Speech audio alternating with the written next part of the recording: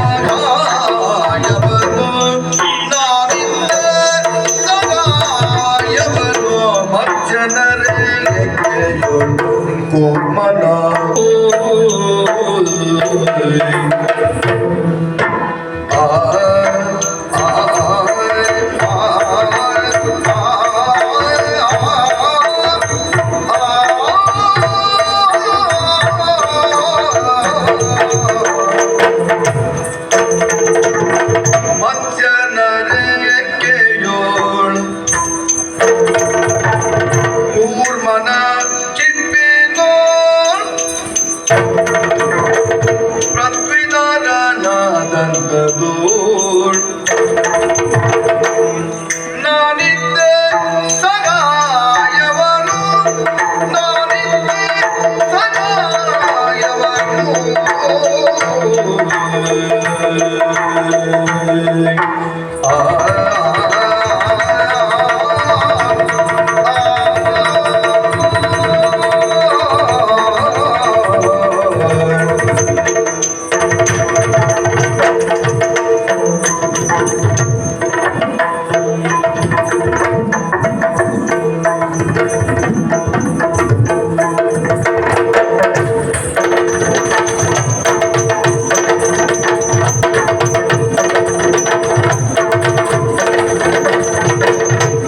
ಮತ್ತೆ ಮನೋಜ ಹರಿ ಮುಗುರೊಳಗಿರ್ದು ನಾನಿದ್ದೆ ಸಗಾಯವನು ನಾನಿದ್ದೆ ಸಗಾಯವನು ನಾನಿದ್ದೆ ಸಗಾಯವನು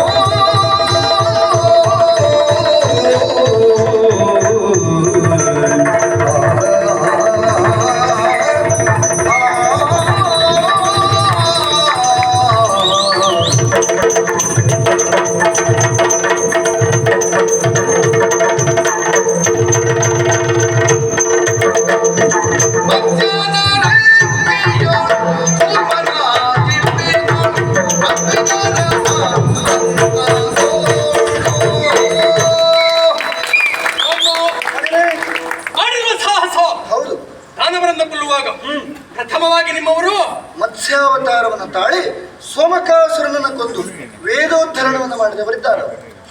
ಮತ್ಸ್ಯಾವತಾರ ತಿಮಿಂಗಿಲ ಹಾ, ದೊಡ್ಡದು ಮೀನು ನಿಮ್ಮವರು ಅವ್ ತಿಮಿಂಗಿಲ ಹೇಳಿದಕ್ಕೆಲ್ಲ ಮಾಡ್ಬೇಡ ಮತ್ತೆ ನೀನು ದೊಡ್ಡದು. ತಿಮಿಂಗಿಲ ಅಲ್ಲ ನೀನೆಲ್ಲಿದ್ದೆ? ಮತ್ಸ್ಯನನ್ನು ಮತ್ಸ್ಯನಾಗಿ ನೀರನ್ನ ಸೀಳಿ ಮುನ್ನಡೆದು ಸೋಮಕನ ಪಕ್ಕೆಯನ್ನ ಮುರಿಯುವುದಕ್ಕಾಗಿ ಮುಂದಾಗಿ ನಿಂತ ಆಗ ನಾನಾಗಿದ್ದೆ ನಿಮ್ಮವರ ಎಂತದ್ದು? ರೆಕ್ಕೆ.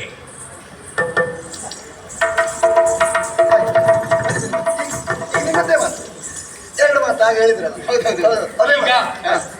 ನಿರ್ಣಾಯಕರಿಂದ ಮೊದಲನೆಯ ಪ್ರಶ್ನೆಗೆ ತೀರ್ಪು ಪ್ರಕಟ. ಏನಂತೆ? ಇದು ಮತ್ಸ್ಯಾವತಾರದಲ್ಲಿ ನನ್ನ ಮೊದಲನೇ ಅವತಾರ. ಹೌದು ಅವನಾಗಿದ್ದನಂತೆ ನಿಮ್ಮ ರೆಕ್ಕೆ. ಹೌದಾ? ಹಾಗೆ ಹೇಳ್ತಾನೆ. ನೀನ್ ಸಿಟ್ಟು ಬಂದಿರ್ಬೇಕು. ಮತ್ತೆ ಬರದಂತದ್ದು ನಾನು ಉತ್ತರ ಕೊಡ್ತೇನೆ. ಕೊಡಿ. ನಾನು ಮತ್ಸ್ಯನಾಗಿದ್ದಾಗ ಇವನಾಗಿದ್ದ ನನ್ನ ರೆಕ್ಕೆ. ಆ ರೆಕ್ಕೆಯಿಂದಲೇ ಸಮುದ್ರವನ್ನು ಹೊಕ್ಕೆ ಮುರಿದು ಬಿಟ್ಟ ಸೋಮಕನ ಪಕ್ಕೆ. ಅದು ಅಲ್ಲ ಅಂತ ಹೇಳೋದಕ್ಕೆ ನನಗೇನು ಸೊಕ್ಕೆ ಹಾಕಬೇಡ ಕೊಕ್ಕೆ. ತ್ರಾಸ ಇಲ್ಲದೆ ಒಂದು 4 ಪ್ರಾಸ ಬಿಸಾಡ್ಬಿಟ್ಟ. ಬನ್ನಿ ಬನ್ನಿ. ಸಾಯ್ಬೇಕು ಅಂತ ಬಾಯ್ಬೇಕು, ಏನೋ ಇದು ಸಾಯ್ಬೇಕು. ಸಾಕು ಬನ್ನಿ. ಮತ್ತೆ ಕರೆದು ಬನ್ನಿ. ಕರೀರಿ. ಅಮ್ಮ ಹೋಯ್. ಒಂದು ಹೋದ್ರೆ ಹೋಗ್ಲಾ. ಹಂಗೆ ಹೋದ್ರೆ ಮತ್ತೆ ಎಷ್ಟು ಉಂಟು ಬತ್ತಳಿಕೆ? ಅದಲ್ಲ, ದೇವತೆಗಳು ದಾನವರು ಸಮುದ್ರ ಮಥನವನ್ನು ಮಾಡುವಾಗ ಬಾಳಿಂದನೇ ಕತೆ. ಮಂದರ ಪರ್ವತ ಇನ್ನೇನು ಮುಳುಗಿ ಹೋಗುತ್ತದೆ ಎನ್ನುವಾಗ ಇವರ ಎರಡನೇ ವೇಷ. ಹೌದು, ಸ್ವಲ್ಪ ಹಗುರವಾಗಿ ಹೇಳಿದ್ರು. ಎರಡನೇ ಅವತಾರ. ಅವತಾರ ಅವತಾರ. ನಿಮ್ಗೆ ಹೇಗೆ ಅರ್ಥ ಆಗಿಲ್ಲ ಆಗಿಡುತ್ತೆ ಬಿಡಾಗ್ರೆ. ನಂಗೆ ಗೊತ್ತೇ ಅರ್ಥ ಆಗ್ತದೆ, ನಿನ್ನಲೇ ಕೇಳದ್ದು, ನೀನು ನನಗೆ ಉತ್ತರ ಕೊಟ್ಟೆ. ಬಿಡು. ಹಾಗಿರುವಾಗ ಕೂರ್ಮಾವತಾರವನ್ನು ತಾಳಿ ಒಳ್ಳೆ ಅವತಾರ. ನಾಳೆ ಬೇಡ ಹೇಳಿ. ಮಂದರ ಪರ್ವತವನ್ನು ಎತ್ತಿ ಹಿಡಿದು ನಿಂತವರು, ದೇವತೆಗಳಿಗೆ ದಾನವರಿಗೆ ಸಮುದ್ರ ಮಥನಕ್ಕೆ ಸಹಕರಿಸಿದವರು. ಆವಾಗ ತಾವು ಎಲ್ಲಿದ್ರಿ? ಅಲ್ಲಿ ರೆಕ್ಕೆ ಲೆಕ್ಕ ಇಲ್ಲ. ಮಂದರಾಚಲವನ್ನು ಎತ್ತಬೇಕು ಅಂತಾದ್ರೆ ಕೂರ್ಮಾವತಾರವನ್ನು ತಾಳಿ ನೀರಿನ ಆಳವನ್ನು ಸೇರಿ ಅದನ್ನ ಎತ್ತುವಾಗ ಬಲಿಷ್ಠವಾಗಿ ಬಳಸಿಕೊಳ್ಳಬೇಕಾದದ್ದು ಯಾವುದನ್ನ? ಯಾವ್ದನ್ನ? ನಾನಾಗಿದ್ದೆ ಆಗ ನಿಮ್ಮವರ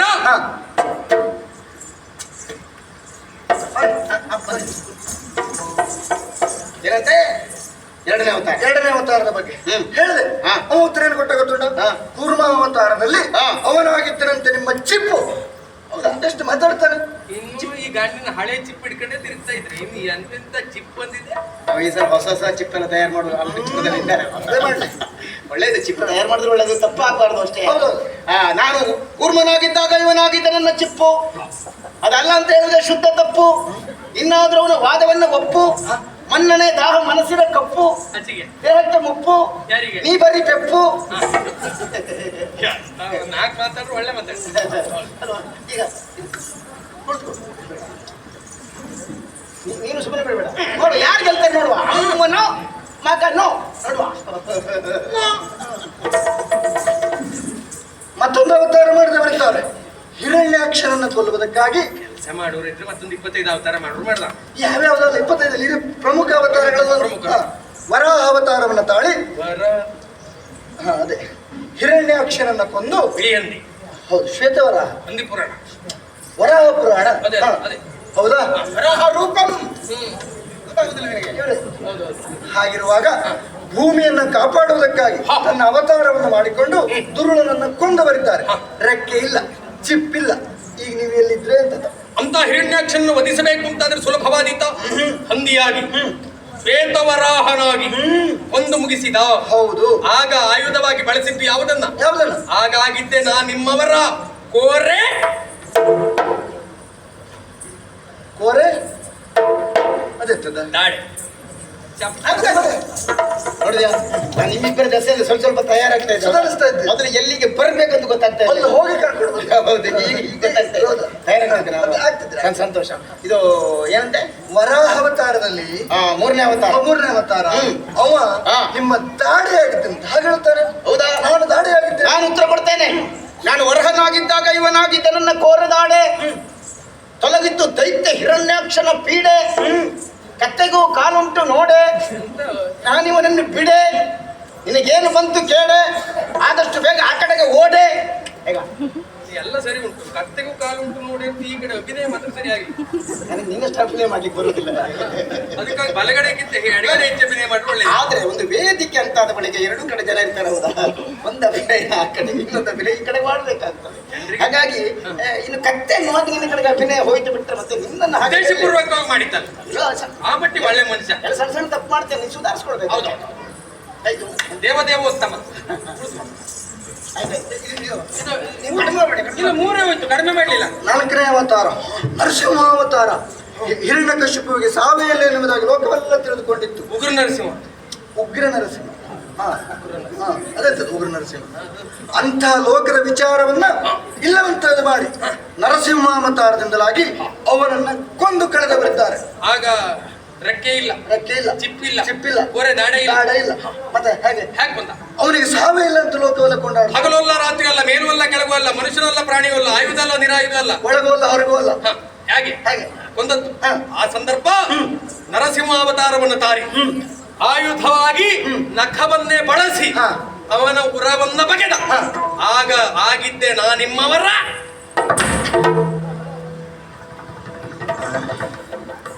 ಅಂತ ನಿಂತೋಯ್ತು ನಕ್ಕ ಅಭಿನಯ ತೀರ್ಲಿಕ್ಕೆ ಬಂದು ಅಭಿನಯದ ಅರ್ಥವಾಗ್ತಾ ಕೆಲಸ ಹಿಂದ್ಗಡೆ ಹೂ ಹಾಕಿದ್ರು ನಂಗೆ ಅರ್ಥ ಆಗ್ತದೆ. ಹೌದಾ, ಈಗ ನೀನು ಸಣ್ಣಕ್ಕೆ ಹೂ ಹಾಕಿದೆಯಲ್ವ ಗೊತ್ತಾಯ್ತು ನನಗೀಗ. ಏನಂತ ಇದು 4ನೇ ಅವತಾರ, 4ನೇ ಅವತಾರದಲ್ಲಿ ಅವನಾಗಿದ್ದನಂತೆ ನಿಮ್ಮ ನಖ. ನಾನು ನಾರಸಿಂಹನಾಗಿದ್ದಾಗ ಇವನಾಗಿದ್ದ ನನ್ನ ನಖ, ಕಳೆಯಿತು ಲೋಕದ ದುಃಖ, ನಿಜವಾಗಿಯೂ ಈತ ನನ್ನ ಪರಮ ಸಖ. ಇವತ್ತು ಅವು ಎಂತ ಹೇಳಿದ್ರು ಹೂ ಹಾಕುವುದೇ ನಮಗೆ ಸುಖ. ಈಗ ನೋಡವಳ ಮುಖ ಎಂತ ಹೇಳುವ ಹಾಕುವುದೆಲ್ಲ ಬೇಡ, ಇದ್ದದ್ದನ್ನೇ ಹೇಳುತ್ತ ಬೇಡದ ಎತ್ತುವೆ. ಒಳ್ಳೇದು ಹೇಳ್ತೀನಿ ವಿಶ್ವಾಸ ನನಗುಂಟ. ಜನಕ್ಕೆ ಗೊತ್ತಾಗುವಾಗ ಮತ್ತೆ ಹೇಳ್ಬಾರ್ದು ಬಿಡಬೇಡ. ಈಗ ಒಂದು ಕಥೆ ಹೇಳುವುದಿಲ್ಲ, ಒಂದು ಕಥೆ ಹೇಳುವುದಿಲ್ಲ. ಈಗ ನೀನು ಸಿಕ್ಕಿ ಬೀಳ್ತೀನಿ ನೋಡು. ಹೌದಾ, ಬಲಿ ಚಕ್ರವರ್ತಿ ಮದಾಂಧತೆಯಿಂದ ಮೆರೆಯುತ್ತಾ ಇದ್ದ. ಅವನನ್ನ ಕೊಲ್ಲಲಿಲ್ಲ, ಬದಲಾಗಿ ಅವನ ಅಹಂಕಾರವನ್ನು ಇಳಿಸಿ ಪಾತಾಳ ಕಟ್ಟಿದ್ರು. ಹೇಗೆ? ವಾಮನಾವತಾರದಿಂದಲಾಗಿ. ಉಪೇಂದ್ರ. ಹೌದು, ಅಂಥ ಬಾಲ ಒಟ್ಟುವಾಗಿ ಹೋಗಿ ಕೊಲ್ಲಲಿಲ್ಲ, ಬಡಿಯಲಿಲ್ಲ, ಎತ್ತಲಿಲ್ಲ, ಏನೂ ಮಾಡಲಿಲ್ಲ. ಆದರೂ ಆ ಅವತಾರದ ಮಹಿಮೆಯಿಂದಲಾಗಿ ಲೋಕಕ್ಕೆ ಸುಖವಾಯಿತು. ಆಗ ತಾವು ಎಲ್ಲಿದ್ರು? ಬಲಿ ಚಕ್ರವರ್ತಿಯನ್ನು ಪಾತಾಳಕ್ಕೆ ಕೆಟ್ಟುವಾಗ ವಾಮನಾವತಾರದಲ್ಲಿ ತ್ರಿವಿಕ್ರಮನಾಗಿ ಬೆಳೆದು ನಿಂತ. ಆಗ ತನ್ನ ಪಾದದ ಮೂಲಕವಾಗಿ ಅವನ ತಲೆ ಮೇಲೆ ಇಟ್ಟು ಅವನನ್ನ ಪಾತಾಳ ಕಟ್ಟಿದ. ಆಗ ಆಗಿದ್ದೆ ನಾ ನಿಮ್ಮವರ.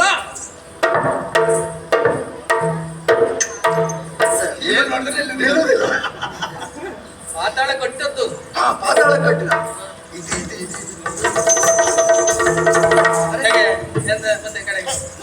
ನಾನು ಕರ್ಕೊಂಡು ಬರುವುದಕ್ಕೆ ನಾನು ಆಗ ಹೇಳಿಲ್ಲ, ನಾನು ತಯಾರಾಗ್ತಾ ಇದ್ದೇನೆ ನಿಮ್ಮಿಬ್ಬರದ ಸೇಂದ ಅಂತ. ಇಷ್ಟ ಆಗುತ್ತೀರಿ. ಎಷ್ಟು ಬೇಗ ತಯಾರಾಗ್ತೇನೆ ನಾನು ನಿಮ್ಮಿಬ್ಬರ ಕೃಪೆಯಿಂದ. ಏನಂತೆ? ವಾಮನಾವತಾರದಲ್ಲಿ ಬಲಿಯನ್ನ ಪಾತಾಳ ಕಟ್ಟುವಾಗ ಇವನಾಗಿದ್ದನಂತೆ ನಿಮ್ಮ ಪಾದ. ಸರಿಯಾಗಿ ನಾನು ವಾಮನನಾಗಿದ್ದಾಗ ಇವನಾಗಿದ್ದ ನನ್ನ ಪಾದ. ಬಲಿಯು ಪಾತಾಳಕ್ಕೆ ಹೋದ, ಆಯ್ತು ಪ್ರಪಂಚಕ್ಕೆ ಮೋದ, ಬಿಡು ಮನಸ್ಸಿನ ಖೇದ, ಇನ್ನೂ ಉಂಟ ನಿನ್ನ ವಾದ.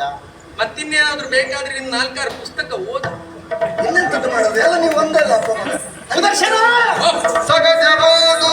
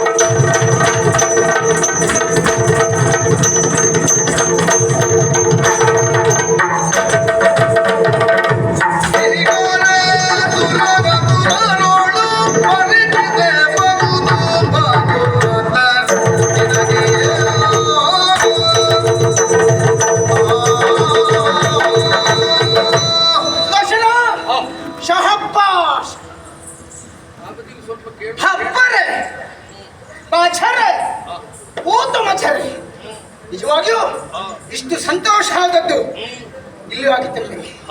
ಈ ಹೊತ್ತು ನೀನು ಕೊಟ್ಟಂತ ಉತ್ತರದಿಂದ ಅತ್ಯಂತ ಪುಳಕಗೊಂಡಿದ್ದೆ ನಾನು. ಆಯ್ತು, ಏನಾಯ್ತಪ್ಪ? ಜಾಬ್ ಮಾಡುವಾಗೂ ಇಲ್ಲ. ಹಾ ಹಾ ಹಾ ಹಾ ನನ್ನ ಮಾತನ್ನ ಕೇಳಿದಂತಹ ನಿನಗೆ ಸಂತೋಷವಾಗಿ ಇಷ್ಟು ಬೇಗ ಇಷ್ಟು ಬದಲಾವಣೆ ಹೊಂದಿದೆಯಲ್ಲ. ಹೌದು, ನಿಜವಾಗಿಯೂ ನಿನ್ನಂತ ವೃತ್ತರದ ಪರಾಕ್ರಮಿ ಪ್ರಪಂಚ 3ರಲ್ಲಿ ಕಾಣುವುದಕ್ಕೆ ಸಾಧ್ಯ ಇಲ್ಲವೇ ಇಲ್ಲ. ನಮ್ಮ ಸ್ವಲ್ಪ ಕೇಳ್ಕೊಳ್ಳಿ. ಇಷ್ಟು ವರ್ಷಕ್ಕೂ ನಾನು ಯಾವೆಲ್ಲ ಘೋರ ದಾನವರನ್ನು ಕೊಂದಿದ್ದೆನೋ ಆ ಎಲ್ಲ ದಾನವರನ್ನು ಕೊಲ್ಲುವಲ್ಲಿ ನೀನೇ ಸಹಕಾರ ನೀಡಿದವ. ಹೌದು, ರೆಕ್ಕೆಯಾಗಿ, ಚಿಪ್ಪಾಗಿ, ಹೊರದಾಡೆಯಾಗಿ, ನಖವಾಗಿ, ಪಾದವಾಗಿ ಸಹಕಾರ ನೀಡುವ ಯಾರು ಅಂತ ಕೇಳಿದ್ರೆ ಈ ನಮ್ಮ ಸುದರ್ಶನ. ನಿನಗೆ ಗೊತ್ತಿಲ್ಲ, ಕತ್ತಿ ಇಲ್ಲದಿದ್ರೆ ಕಡಿಯುವುದಕ್ಕಾಗ್ತದ, ಬತ್ತಿ ಇಲ್ಲದಿದ್ರೆ ಬೆಳಕು ಸಿಗ್ತದ, ಸುತ್ತಿಗೆ ಇಲ್ಲದಿದ್ರೆ ಮಳೆ ಹೊಡಿಲಿಕ್ಕಾಗ್ತದ, ಕೆರಸ ಇಲ್ಲದಿದ್ರೆ ಕೇರಲಿಕ್ಕೆ ಆಗ್ತದ, ಸಗಣಿ ಇಲ್ದಿದ್ರೆ ಸಾಸ್ಲಿಕ್ಕೆ ಆಗ್ತದ. ಹೇಳ ಬೇಕು ಸಗಣಿ. ನಮ್ಮಲ್ಲಿ ದೊಡ್ಡ ಕತ್ತಿ ಯಾರು? ಇವ. ದೊಡ್ಡ ಬತ್ತಿ ಯಾರು? ಯಾರು? ಇವ. ದೊಡ್ಡ ಸುತ್ತಿಗೆ ಯಾರು? ಯಾರು? ಇವ. ದೊಡ್ಡ ಗೆರಸ ಯಾರು? ಯಾರು? ಇವ. ಹಳೆ ಗೆರಸಿಗೆ ಸಗಣಿಯೇ ಆಧಾರವಂತೆ. ನಾನೊಂದು ಕಾಣಿಸಿಕೊಂಡದಿದ್ರೆ ಇವನಿಂದ ಬಿಟ್ಟಿದೆ. ಸಂಪೂರ್ಣ ನಂಜ ಮಾತಾಡಿಯೇ ತ್ಯಾಗ ಬಿಟ್ರೆ ನೀನ್ ನಂಜಿನಲ್ಲಿ ಪವಡಿಸುವ ನಿನಗೆ ಬರ್ದೆ ಮತ್ತಿನ್ನೆಲ್ಲ ಹೋಗ್ತದೆ. ನಂಜಲ್ಲ ಪುಣ್ಯಾತ್ಮ. ಕತ್ತಿ ನಾನು ಹಿಡ್ಕತಿರ್ಕೋ ಇವನ. ಬತ್ತಿ ಇಲ್ಲದೆ ಬೆಳಕು ಸಿಗೋದಕ್ಕೆ ಸಾಧ್ಯ ಆಗುತ್ತಲ್ಲ. ನಮ್ಮಲ್ಲಿ ಕತ್ತಲೆಯನ್ನು ಇಟ್ಟುಕೊಂಡಾದ್ರೂ ಸರಿಯೇ ಪ್ರಪಂಚಕ್ಕೆ ಬೆಳಕನ್ನು ಕೊಡುವವರು ನಾವು ಅಂತದೊಂದು ದೊಡ್ಡ ದೊಡ್ಡ. ನಾನು ಬೆಳಗಬೇಕಿದ್ರೆ ನೀನು ಬತ್ತಿಯಾಗಿ ಉರಿದವ. ಶಿಲೆಯೊಂದು ಶಿಲ್ಪವಾಗಿ ರಾರಾಯಿಸಬೇಕಿದ್ರೆ ಚತುರಾಂತ ರೂವಾರ್ಯ ಅಗತ್ಯತೆ ಇರ್ತದೆ. ಅದು ಶಿಲ್ಪವಾಗಿ ದೇವತ್ವವನ್ನ ಪಡಿಬೇಕಿದ್ರೆ ಅಷ್ಟಕಸ್ಯ ಪ್ರಭಾವೇಣ ಶಿಲಾಭವತಿ ಶಂಕರ ಅಲ್ವಾ. ನಾವು ನಿಜವಾಗಿಯೂ ಪೂಜಾರ್ಹ ನೆನೆಸಿದ್ದು ಯಾರಿಂದ ಅಂತ ಕೇಳಿದ್ರೆ ಅದು ನಿನ್ನಿಂದ. ಬಂಗಾರದ ಗಟ್ಟಿಯೊಂದು ಸುಂದರವಾದಂತಹ ಹಾರವಾಗಬೇಕಿದ್ರೆ ಚಿನಿವಾರನ ಅಗತ್ಯತೆ ಇದ್ದೇ ಇರ್ತದೆ. ಹಾಗೆ ಬಂಗಾರದ ಗಟ್ಟಿಯಾದಂತಹ ನಾನು ಪರಿಮಳವನ್ನು ಹೊರಸೂಸುವಲ್ಲಿ, ಹಾರವಾಗಿ ಲೋಕಕ್ಕೆ ಕಾಣಿಸುವಲ್ಲಿ ಮೂಲ ಕಾರಣ ಯಾರು ಅಂತ ಕೇಳಿದ್ರೆ ಅದು ನಮ್ಮ ಸುದರ್ಶನವೇ. ಹೌದು, ಸುದರ್ಶನ. ಏನು ಮಾಡೋಣ ಹೇಳಿ? ಈ ಪ್ರಪಂಚದಲ್ಲಿ ನೀನೇ ಹೇಳಿದ ಹಾಗೆ ಸರಿಯಾಗಿ ದುಡಿದವರನ್ನು ಗುರುತಿಸುವವರಿಲ್ಲ. ನಿನ್ನ ದುಡಿಮೆಗೆ ಸರಿಯಾದ ಫಲ ಸಿಗಲಿಲ್ಲ ಅಂತ ಅಲ್ವಾ? ಈ ಲೋಕದ ಕ್ರಮವೇ ಹಾಗೆ ತಮ್ಮ. ಯಾಕೆಂದ್ರೆ ಸಾಮಾನ್ಯವಾಗಿ ಭೂಲೋಕದತ್ತ ನೀನು ಗಮನ ಹರಿಸಿದ್ರೆ ನೀನು ಸರಿಯಾಗಿ ಅರ್ಥ ಆಗ್ತದೆ. ಸರಿಯಾಗಿ ಶಾಸ್ತ್ರೋಕ್ತವಾಗಿ ಕೇಂದ್ರದಲ್ಲಿ ಯಾರು ಅಭ್ಯಾಸ ಮಾಡಿರ್ತಾರೋ ಅವರು ಬಹಳ ಹಿಂದೆ ಉಳಿದಿರ್ತಾರೆ. ಆದ್ರೆ ಯಾರು ಸಂಘದಲ್ಲಿ ವೇಷ ಮಾಡಿಕೊಂಡು ಮುಂದೆ ಬಂದಿರ್ತಾರೋ ಅವರು ಬಹುಬೇಗ 2ನೇ ವೇಷ ಮಾಡ್ತಾರೆ. ಅಂದ್ರೆ ಶಾಸ್ತ್ರೋಕ್ತವಾಗಿ ಕಲಿತವರಿಗೆ ಇದು ತಪ್ಪುತ್ತದೇನೋ ನೀನು ಹೆದರಿಕೆ ಇರ್ತದೆ, ಸಣ್ಣ ಭಯ. ಈಗ ಹಾಗಲ್ಲ, ಅಲ್ಲಲ್ಲಿ ಕಲಿತವ್ರು ಯಾವ ಭಯವೂ ಇಲ್ಲ. ಭಯ ಎನ್ನುವಂತ ಲವಲೇಶ ಇಲ್ದಿದ್ದವು ಎಷ್ಟು ಮೇಲೂ ಬೀಳ್ತಾನೆ ಎನ್ನುವುದಕ್ಕೆ ಕೆಲವು ಉದಾಹರಣೆಗಳು ಅಲ್ವಾ? ಹಾಗೆ ಮತ್ತೆ ಅಂತದನ್ನ ಹೇಳಿ ನಮ್ಮ ಭಯ ಯಾಕೆ ಹೊತ್ತು ಮಾಡ್ತೀವಿ? ದುಡಿದವರಿಗೆ ಎಲ್ಲರಿಗೂ ಸರಿಯಾದ ಫಲ ಸಿಗ್ತದೆ ಅಂತ ಹೇಳುವುದಕ್ಕಿಲ್ಲ. ಇಷ್ಟು ವರ್ಷ ನನಗೆ ಫಲ ಸಿಕ್ಕಿದ್ದೆ ಕಡಿಮೆ. ಹಾಗಂತ ಇಲ್ಲಿ ಇದ್ದವರಿಗಿಂತಲೂ ಹೆಚ್ಚಿನ ಫಲ ನಿನಗೆ ಕೊಟ್ಟಿದ್ದೇನೆ ಅನ್ನುವಂತ ಸಮಾಧಾನ ನನ್ನದು. ಯಾಕೆಂದ್ರೆ ನನ್ನ ಕೈಯಲ್ಲಿ ಶಂಕ ಇದೆ, ಗದ ಇದೆ. ಹೌದಾ? ಅದೆಲ್ಲವೂ ಹೌದು ಉಂಟು. ಆದ್ರೆ ಎಲ್ಲದಕ್ಕಿಂತಲೂ ಹೆಚ್ಚು ಪ್ರಚಾರ ಇರುವುದು ಯಾರಿಗೆ ಅಂತ ಕೇಳಿದ್ರೆ ಅದು ನಿನಗೆ ಅಲ್ವೇನೋ. ನಿಜವಾಗಿ ನಿನ್ನಮ್ಮ ಇವತ್ತು ಹೇಳಿದ ವಿಷಯ ಉಂಟಲ್ಲ, ನನ್ನನ್ನು ಹೊಗಳಿದುಂಟಲ್ಲ, ಎಲ್ಲವೂ ಸರಿಯಾದದ್ದೇ. ಅದ್ರ ಒಂದು ಶಬ್ದ ಮಾತ್ರ ಪ್ರಯೋಗಿಸಿಲ್ಲ. ಕೆಲವು ಸಲ ಒಂದು ಶಬ್ದ ಪ್ರಯೋಗದಿಂದ ಎಷ್ಟು ನಷ್ಟ ಆಗ್ತದೆ ನೋಡು. ಸುದರ್ಶನನ ಕೃಪಾಪೋಷಿತದಲ್ಲಿ ನೀವು ಇಷ್ಟೆಲ್ಲ ವಿಜೃಂಭಿಸಿದ್ದೀರಿ ಎನ್ನುವ ಒಂದು ಶಬ್ದ ಪ್ರಯೋಗ ಮಾಡದಿದ್ರೆ ನಿನಗೆ ಸಂತೋಷ ಆಗ್ತಿತ್ತು. ಹೌದಾ? ಆದ್ರೆ ಈಗ ನಾನು ಹೇಳ್ತಾ ಇದ್ದೇನೆ, ಇಷ್ಟು ವರ್ಷಕ್ಕೂ ನಾನು ಅವಳಲ್ಲಿ ಹೇಳಲಿಲ್ಲ. ಸುದರ್ಶನ ಯಾವ ಗಂಡನೇ ಆಗಲಿ ಹೆಂಡತಿ ಎದುರು ಹಗುರಾಗೋದಕ್ಕೆ ಬಯಸ್ತಾನ. ಸುದರ್ಶನನ ಸಹಾಯದಿಂದ ನಾನು ಅವನನ್ನು ಕೊಂದು ಬಂದೆ ಅಂತ ಹೇಳಿದ್ರೆ ನೀವು ಮಾಡಿದಿಷ್ಟೇವಾ ಅಂತ ಅವಳು ಕೇಳುದಿಲ್ವ? ಹೇಗೆ ಗುಟ್ಟು ಹೇಳಲಿಲ್ಲ. ಅದರಿಂದ ಇವತ್ತು ಏನಿದ್ರು ಬೀದಿಗೆ ಬಂದಾಯ್ತು, ಮತ್ತೆ ಬಯಲಲ್ಲಿ ಅಡಗೋದಕ್ಕೆ ಆಗೋದಿಲ್ಲ. ಹಾಗಾಗಿ ಮುಕ್ತವಾಗಿ ಹೇಳ್ತೇನೆ, ಈ ಸಲ ಅಮ್ಮ ಗೆಲ್ತಾಳೆ ಅಂತ ನಾನು ಭಾವಿಸಿದ್ದೆ. ಅಮ್ಮ ಗೆಲ್ಲಿಲ್ಲ, ಮಗನೇ ಗೆದ್ದಿದ್ದಿ.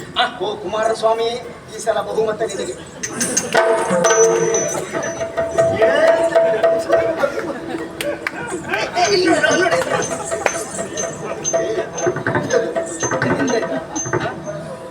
ಸಮಸ್ಯೆ ಒಂದು ಅಭಿನಯದ ಅರ್ಥ ಇವರಿಗೆ ಆಗುದಿಲ್ಲ. ನಾ ಎಂತ ಇದು ವಿಜಯದ ಸಂಕೇತ.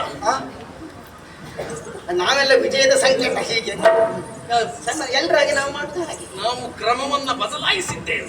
ನಿಮ್ಮಾಗಿ ನಾವು ಮಾಡಿದ್ರೆ ನನಗೆ ನಿಮ್ಗೆ ಅಂತ ವ್ಯತ್ಯಾಸ. ಹೌದು, ಊರಿಗೊಂದು ದಾರಿ, ಊರಿಗೊಂದು ದಾರಿ, ಅದು ಫೋರ್ನಿಗೆ ಮತ್ತೊಂದು ದಾರಿ. ನಿನ್ನೆಲ್ಲ ನಮ್ಮ ಆದರ್ಶ ಇಟ್ಕೊಂಡೆ ಮುನ್ನಡಿಬೇಕು ಬಿಟ್ರೆ ನಿಮ್ಮ ಆದರ್ಶ ಎಲ್ಲ ಹೋಯ್ತೆ. ಮತ್ತೆ ಎಲ್ಲರೂ ಸಕ್ಕರೆ ತಿಂತಾರೆ, ನಾವು ಮಣ್ಣೆ ತಿನ್ಬೇಕು.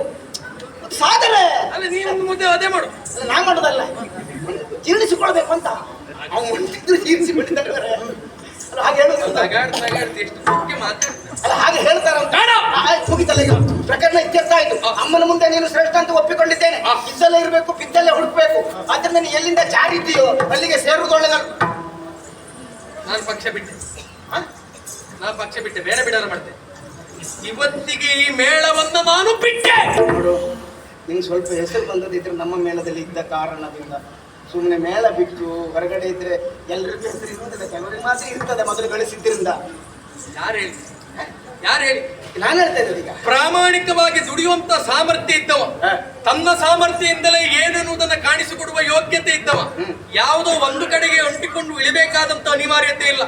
ನಮ್ಮಲ್ಲಿ ಪ್ರತಿಭೆ ಉಂಟು, ಸಾಮರ್ಥ್ಯ ಉಂಟು ಅಂತಾದ್ರೆ ಮೇಳ ಬಿಟ್ಟು ಹೋದ್ರು ನಾವು ಎಲ್ಲೂ ಜಯಿಸ್ತೇವೆ ಅನ್ನುವ ವಿಶ್ವಾಸ ಉಂಟು ಅಂತಾದ್ರೆ ಎಲ್ಲೂ ಹೋಗ್ಬೋದು. ಸರಿ ಉಂಟು ಮಗ. ವಿದ್ಯೆಯ ಕಲಿತ ಬಡವ ಗಿರಿಯ ಮೇಲಿದ್ದರೂ ಸಲುಭ. ನೀ ಎಲ್ಲಿದ್ರು ಬದುಕುತ್ತಿ ಅನ್ನೋ ವಿಶ್ವಾಸ ಉಂಟು. ನೀನು ಮರುಭೂಮಿಯಲ್ಲಿ ಹೋದ್ರು ಬೆಳೆ ತೆಗಿತಿ. ನೀನು ಗೊತ್ತುಂಟು ನನಗೆ. ಮತ್ತೆಲ್ಲ ಹೇಳೋದು ಬೇಡ, ನಾ ಮತ್ತೆ ಎಲ್ಲೂ ಹೋಗುದಿಲ್ಲ. ಏನೇ ಬಹಳ ಇಲ್ಲಿ ಹತ್ತಿರದಲ್ಲಿ ಇರ್ತೇನೆ. ಇಲ್ಲಿ ವೈಕುಂಠ ಬಿಟ್ಟೆ ಅಷ್ಟೇ. ನಾನು ಸ್ವಲ್ಪ ದೂರದಲ್ಲಿ ಇರ್ತೇನೆ. ಯಾಕೆ? ದಿನನಿತ್ಯವೂ ನನ್ನನ್ನು ನೀವು ನೋಡ್ಬೇಕು. ನಮ್ಮಲ್ಲೇ ಇದ್ದವ ಇಲ್ಲಿ ಇರುವಾಗಿದ್ರೆ ಹೇಗಿದ್ದ, ಹೋದ್ಮೇಲೆ ಹೇಗಾದ. ದಿನನಿತ್ಯ ನನ್ನ ಉತ್ಕರ್ಷೆಯನ್ನ ಕಂಡು, ನನ್ನ ಬೆಳವಣಿಗೆಯನ್ನ ಕಂಡು ನೀವು ಕರ್ಬೇಕು. ನಮ್ಮಲ್ಲೇ ಇದ್ದಿದ್ದ ಹಾಗೆ ಬೆಳೆಯಬೇಕು. ಇಲ್ಲಿ ಹೇಗಿದ್ದ, ಈಗ ಹೇಗಾದ ಅಂತ ಹೇಳುವ ಹಾಗಾಗ್ಬೇಕು. ಬಿಟ್ರೆ ಪಾಪ ಇಲ್ಲಿದ್ದಾಗ ಹೇಗಿದ್ದ ಹಾಗಾಗುದಿಲ್ಲ. ಈಗ ಹೇಳ್ಬಾರ್ದು ಅಂತ ನೋಡು. ಹಾಗಿದ್ರೆ ಸಂತೋಷ ಪಡ್ತೇವೆ. ನೋಡು, ನೀನಿಲ್ಲದೆ ಸ್ವತಂತ್ರವಾಗಿ ನಾನು ಇರಬಲ್ಲೆ, ಇದನ್ನು ನಾನು ಕಾಣಿಸಿಕೊಡ್ತೇನೆ. ನಾನಿಲ್ಲದೆ ನೀನು ಇರಬಲ್ಲಯ್ಯ. ನೀನಿಲ್ಲದೆ ಇದ್ರೆ ನನ್ನ ಅಸ್ತಿತ್ವ ಅಲ್ಲಾಡಿ ಹೋದೀತು. ನಿನ್ನ ಯೋಗ್ಯತೆ ಏನೆನ್ನುವುದು ಗೊತ್ತಾಗ್ಬೇಕು. ಅದಕ್ಕಾಗಿ ನಾನು ಪಕ್ಷ ಬಿಟ್ಟೆ, ಬೇರೆ ಬಿಡಾರ ಮಾಡ್ತೇನೆ. ಎಲ್ಲಿಯಾದ್ರೂ ಅನಿವಾರ್ಯತೆ ಬಂದ್ರೆ, ಅಗತ್ಯತೆ ಉಂಟು ಅಂತಾದ್ರೆ, ತಲೆ ಹೋಗು ಪ್ರಸಂಗ ಬಂತು ಅಂತಾದ್ರೆ ಹೇಳ್ಕಳಸ. ನನಗೆ ಪುರ್ಸೊತ್ತಿದ್ರೆ, ಬರಬೇಕು ಅಂತ ಅನಿಸಿದ್ರೆ, ನಿನಗೆ ಯೋಗ ಇದ್ರೆ ಬಂದ್ರು ಬಂದೆ. ಎಷ್ಟೆಲ್ಲ ಸುಧಾರಿಸ್ಬಿಟ್ಟಿದ್ದೀನಿ ಇಲ್ಲಿ. ಆಗ್ಲಿ ಮಗ, ವೈದ್ಯನ ಹಂಗಿರುವುದು ರೋಗಿಗೆ ಮಾತ್ರ ಅಲ್ವಾ ಅಂತ ಸಂದರ್ಭ ಬಂದ್ರೆ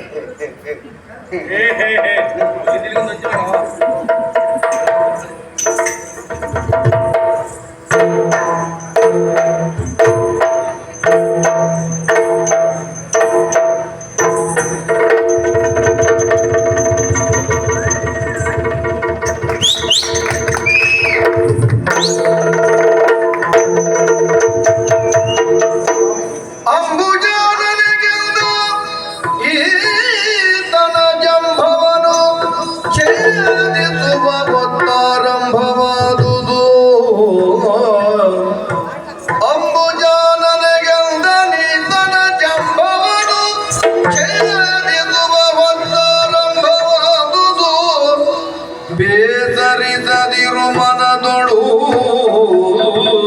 ಲಕ್ಷ್ಮೀ, ಬೇಸರಿಸದಿರು ಮನದೊಳು ಇದಕ್ಕಾಗಿ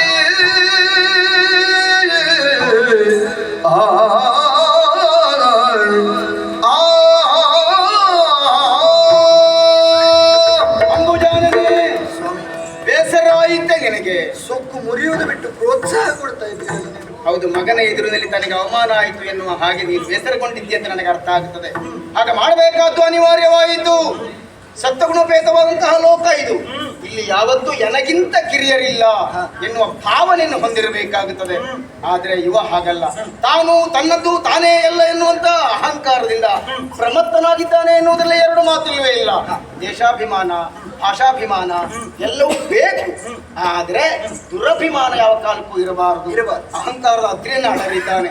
ನಾನು ಎಲ್ಲದಕ್ಕೂ ನಾನು ಎನ್ನುವ ಹಾಗೆ ಹೇಳ್ತಾ ಇದ್ದಾನೆ. ಹೌದು ಲಕ್ಷ್ಮಿ, ಗುರುವೊಬ್ಬ ತನ್ನ ಶಿಷ್ಯಂದಿರಲ್ಲಿ ಕೇಳಿದನಂತೆ, ನಿಮ್ಮಲ್ಲಿ ಯಾರು ಸ್ವರ್ಗಕ್ಕೆ ಹೋಗುತ್ತೀರಿ ಎನ್ನುವ ಹಾಗೆ. ಆಗ ಯಾರೂ ಉತ್ತರ ಕೊಡುವುದಕ್ಕೆ ಮುಂದಾಗಲಿಲ್ಲ. ಅವರಿಗೆ ಅನುಮಾನ ಇತ್ತು ನಾವು ಹೋಗ್ತೇವೆ ಹೋಗುವುದಿಲ್ವ ಅಂತ. ಆದರೆ ಗುರುಕುಲದ ಒಂದು ಮೂಲೆಯಲ್ಲಿ ಕುಳಿತಂತಹ ಕೃಷಕಾಯನಾದಂತಹ ಹರಕು ಬಟ್ಟೆ ನುಟ್ಟಂತಹ ಒಬ್ಬಾತ ಹುಡುಗ ಎದ್ದು ನಿಂತು ಹೇಳ್ತಾನೆ, ಗುರುಗಳೇ ನಾನು ಹೋದರೆ ಹೋದೇನು ಎನ್ನುವ ಹಾಗೆ. ಅದನ್ನು ಕೇಳಿದಂತ ಉಳಿದ ಹುಡುಗರೆಲ್ಲ ಕೊಳ್ಳೆಂದು ನಗೆಯಾಡಿದ್ರಂತೆ.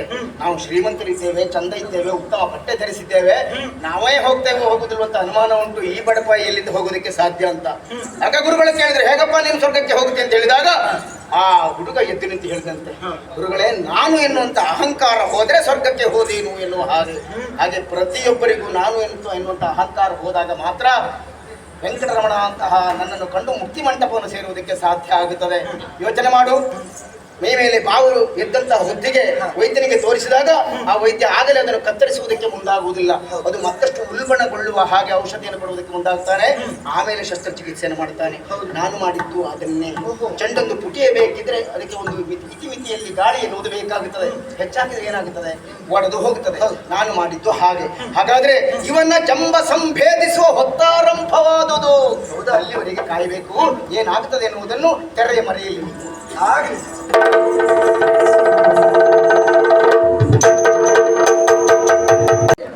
ಅಂತ ಅವರಿಗೂ ಒಳ್ಳೆವಾಗಿ ಬದುಕಿದ್ರೆ ನನ್ನ ಬದುಕಿಗೆ ಅರ್ಥ ಇರುವುದಿಲ್ಲ, ಅಲ್ಲ ನನ್ನ ಜಾತಿಗೂ ಅರ್ಥ ಇರುವುದಿಲ್ಲ.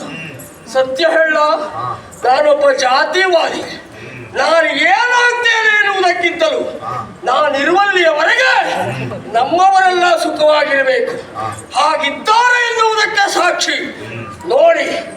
ತುಂಬಿದ ಸಭೆಯಲ್ಲಿ ನನ್ನ ಪ್ರವೇಶವಾದಾಗ ಕೇವಲ ಜಯಘೋಷ ಮಾತ್ರ ಅಲ್ಲ, ಆನಂದದ ವದನ, ಸಂತೋಷ, ಸಂಭ್ರಮ ಎಂಬಲ್ಲಿಗೆ ನಮ್ಮವರು ಸುಖವಾಗಿದ್ದಾರೆ. ಹುಟ್ಟಿದ್ರೆ ಮಾತ್ರ ಸಾಕ, ಸಾಲುವುದಿಲ್ಲ. ಹುಟ್ಟಿದ ವಂಶಕ್ಕೆ ಹೆಸರು ಬೇಕು.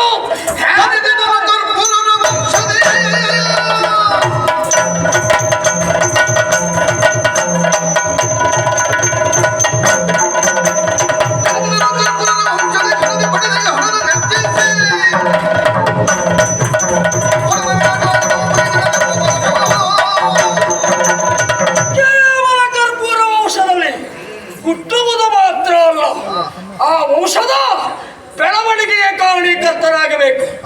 ಒಮ್ಮೊಮ್ಮೆ ಬೇಸರವಾಗ್ತದೆ ಸ್ವಾಮಿ. ಜಾತಿಯಲ್ಲಿ ನಾನು ರಕ್ಕಸ ಜಾತಿ. ಎಷ್ಟು ಒಳ್ಳೆ ಜಾತಿ. ನಿಜವಾಗಿ ರಕ್ಕಸರು ಅಂದ್ರೆ ರಕ್ಷಕರು ಅಂತ ಅರ್ಥ. ಏನು ಮಾಡೋಣ? ದೇವತೆಗಳು ಅದನ್ನು ಬದಲಾಯಿಸಿ ಭಕ್ಷಕರು ಅಂತ ಮಾಡಿದ್ದಾರೆ. ಅವರಿಗೆ ತಕ್ಕ ಒತ್ತರಿಯಬೇಕು ಎನ್ನುವ ಕಾರಣಕ್ಕಾಗಿ ಪರಮೇಶ್ವರನನ್ನು ಮೆಚ್ಚಿಸಿ ವರವನ್ನು ಪಡೆದೆ. ಹೇಗೆ ಗೊತ್ತಾ? ಸಾವೇ ಇಲ್ಲ ನಮಗೆ. ಹಾಗಂತ ಅಮರತ್ವವ ಅದೂ ಅಲ್ಲ. ಆಯುಧವೇ ದೇಹವನ್ನು ತಡೆದು ನನ್ನೊಟ್ಟಿಗೆ ದುರವನ್ನು ಕೊಡುವುದಕ್ಕೆ ಬಂದಾಗ ಮಾತ್ರ ನನಗೆ ಮರಣ. ಇದು ಕತ್ತಿ, ಇದಕ್ಕೆ ಜೀವ ಬರಲಿಕ್ಕೆ ಉಂಟ? ಇದನ್ನೆಲ್ಲ ಸಾಯಿಸ್ಲಿಕ್ಕೆ ಉಂಟ? ಸಾಧ್ಯವೇ ಇಲ್ಲ. ಎಂಬಲ್ಲಿಗೆ ನಮಗೆ ಸಾವೇ ಇಲ್ಲ. ಸಾವನ್ನ ಜಯಿಸಿದ ನಾನು ದೇವ ಗದ್ದುಗೆಯನ್ನು ಜಯಿಸಬೇಕು. ನಮ್ಮವರನ್ನ ಕೂಡಿ ದೇವಲೋಕದದ್ದು ಸಾಗಿ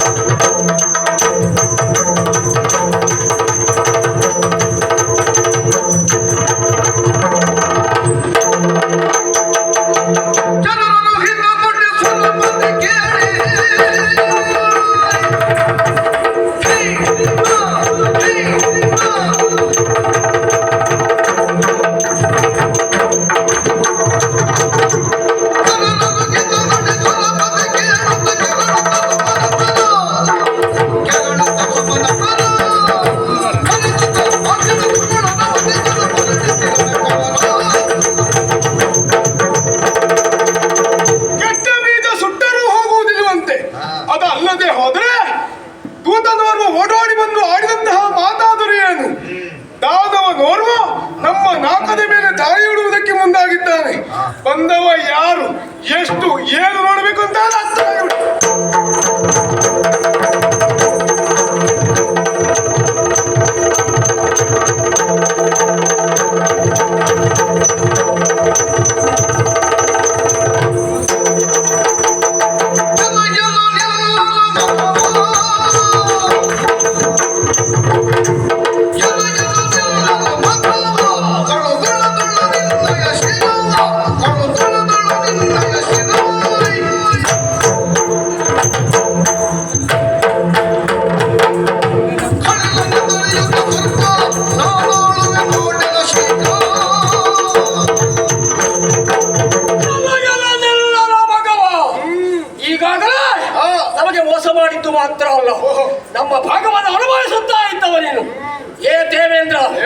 ಇಲ್ಲಿಯವರೆಗೆ ಆದದ್ದಾಗಿ ಹೋಯ್ತು.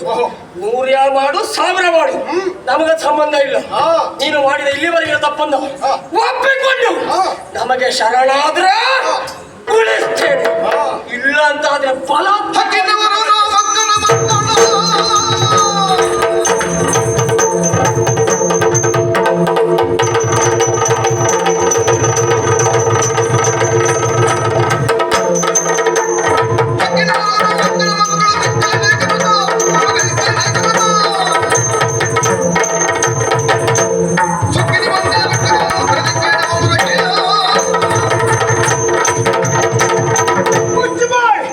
ನೀನು ನಿಮ್ಮಂತವರು ಅನೇಕ ಬಾರಿ ಈ 4 ಲೋಕದ ಮೇಲೆ ದಾಳಿಟ್ಟದ್ದು ಹೌದು.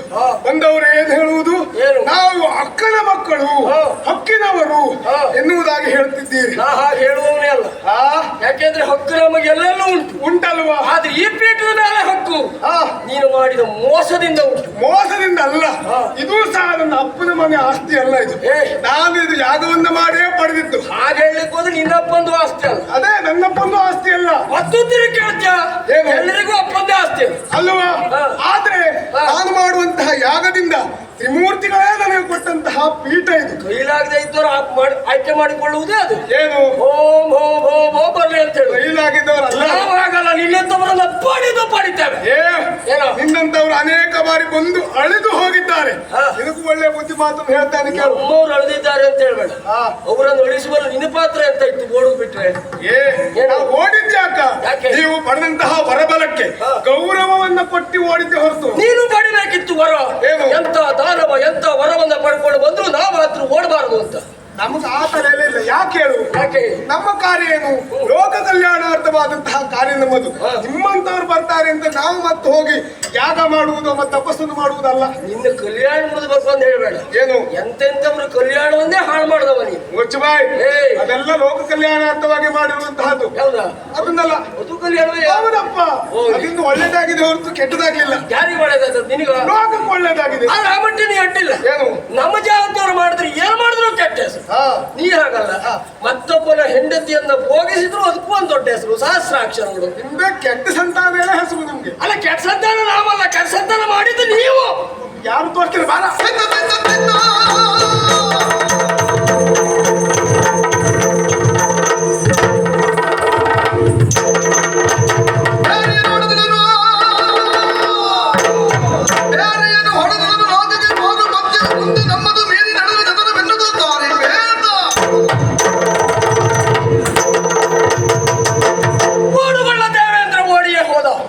ಈಗಾಗಲೇ ಬೇರೆಯನ್ನು ಹೊಡೆಸಿದ್ದೇನೆ. ದೇವಲೋಕದ ಸಮಸ್ತ ಸುವಸ್ತುಗಳ ಜೊತೆಯಲ್ಲಿ ಎಲ್ಲ ಅಪ್ಸರೆಯರು ನೋಡ್ತೇನೆ. ಜಯತು ಜಯ ಜಾಕ್ಷ ಜಯತು ಜಯ ಗಣ ಶಿಕ್ಷಕ. ಕಷ್ಟ ಬಂದಾಗ ನಾವು ನೆನೆಯುವುದು ಯಾರನ್ನ? ಆ ಶ್ರೀಮನ್ ನಾರಾಯಣನಲ್ವ? ತಡ ಮಾಡುವುದಿಲ್ಲ, ಅವನನ್ನೇ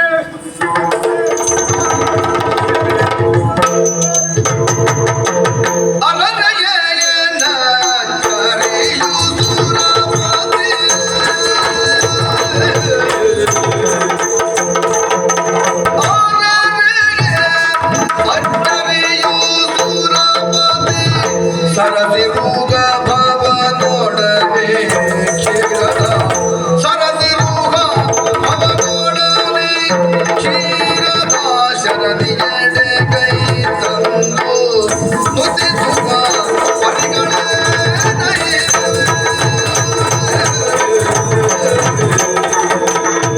ದೇವರಾಜ, ಆಶ್ಚರ್ಯ ಆಗುತ್ತದೆ. ಮುಕ್ಕುಟಿ ದೇವತೆಗಳನ್ನು ಕೂಡಿಕೊಂಡಿದ್ದಿ, ಬ್ರಹ್ಮನನ್ನು ಮುಂದಿರಿಸಿಕೊಂಡಿದ್ದಿ, ಕಡಲ ತಡಿಗೆ ಬಂದು ನನ್ನ ಸ್ತುತಿಯ ನಾಮ ಗುಣ ಕಥನವನ್ನು ಮಾಡುವುದಕ್ಕೆ ಮುಂದಾಗುತ್ತಾ ಇದ್ದಿ. ನಿನ್ನನ್ನು ನೋಡಿದರೆ ನಿನ್ನ ಮುಖ ಬಾಡಿ ಹೋಗಿದೆ. ನಿನ್ನ ಮುಖ ಬಾಡದಂತಾದ್ರೆ ಅದು ನಿನಗೊಬ್ಬರಿಗೆ ಬಂದಂತಹ ದುಃಖ ಅಲ್ಲ, ಲೋಕಕ್ಕೆ ಬಂದಂತಹ ದುಃಖ ಅಂತ ಅರ್ಥ ಮಾಡಿಕೊಳ್ಳುವುದಕ್ಕೆ ಸಾಧ್ಯ ಆಗುತ್ತದೆ. ಏನಾಯ್ತಪ್ಪ ಹೇಳು? ಕೇಳಯ್ಯ ಲಕ್ಷ್ಮೀ ಲೋಲ, ಕೇಳಯ್ಯ ಲಕ್ಷ್ಮೀ ಲೋಲ, ದೇವತೆಗಳ ಬೇಡುವ ಕಷ್ಟಗಳ, ದೇವತೆಗಳ ಬೇಡುವ ಕಷ್ಟಗಳ.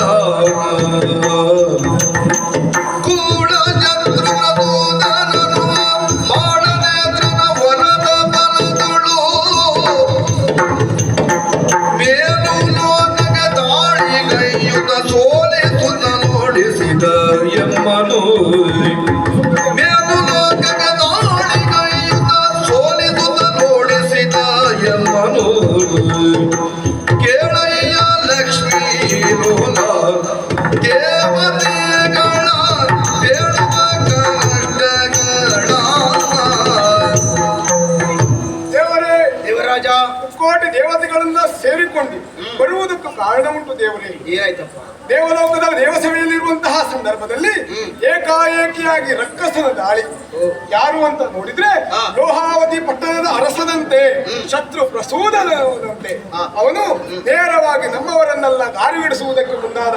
ಅವನಿಂದ ಪ್ರಾಣಾಪಾಯದಿಂದ ತಪ್ಪಿಸಿಕೊಂಡು ಓಡೋಡಿ ಇಲ್ಲಿವರೆಗಾಗಿ ಬಂದಿದ್ದೇವೆ. ನೀವೇ ಕೊಟ್ಟಂತಹ ಪೀಠ ನೀವೇ ಉಳಿಸಿಕೊಡ್ಬೇಕು ದೇವರೇ.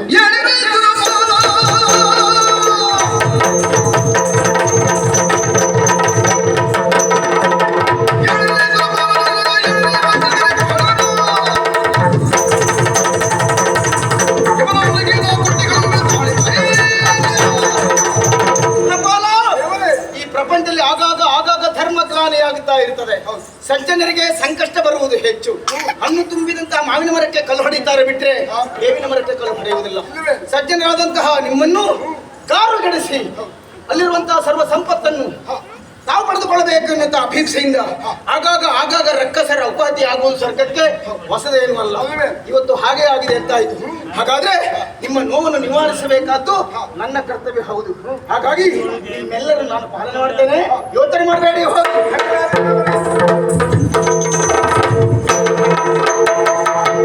ದೇವೇಂದ್ರನಿಗೇನೋ ಅಭಯದ ಮಾತನಾಡಿದೆ. ಆದ್ರೆ ಶತ್ರು ಪ್ರಸೂದನ್ನು ಕೊಲ್ಲಬೇಕು ಅಂತ ಆದ್ರೆ ಆಯುಧ ಬೇಕಾ ಬೇಡವಾ? ಇದ್ದ ಒಂದು ಬಲಿಷ್ಠವಾದ ಆಯುಧ ಸುದರ್ಶನ. ಅವ ಬೇರೆ ಬಿಡಾರ ಮಾಡಿದ್ದಾನೆ. ಈಗ ಬಾರಪ್ಪ ಅಂತ ಕರೆದ್ರೆ ಮೊದಲೇ ತಲೆಗೇರಿದ್ದಾನೆ. ಮಾತಾಡಿಸೋದು ಕಷ್ಟ ಆಗುತ್ತದೆ. ಏನು ಮಾಡುವುದು? ಸರಿ, ಅವ ಇಲ್ಲದೆ ಇದ್ರು ಸಹ ಸಾಧಿಸುವುದಕ್ಕೆ ಸಾಧ್ಯ ಆಗುತ್ತದೆ ಎನ್ನುವುದನ್ನು ತೋರಿಸಿಕೊಡ್ಬೇಕಾ ಬೇಡವಾ? ಮತ್ತೆ ನಮ್ಮಲ್ಲಿ ಆಯುಧ ಸಂಗ್ರಹ ಇಲ್ವಾ? ಶಾರ್ಣಧರನಾಗಿ ಹೋಗ್ತೇನೆ.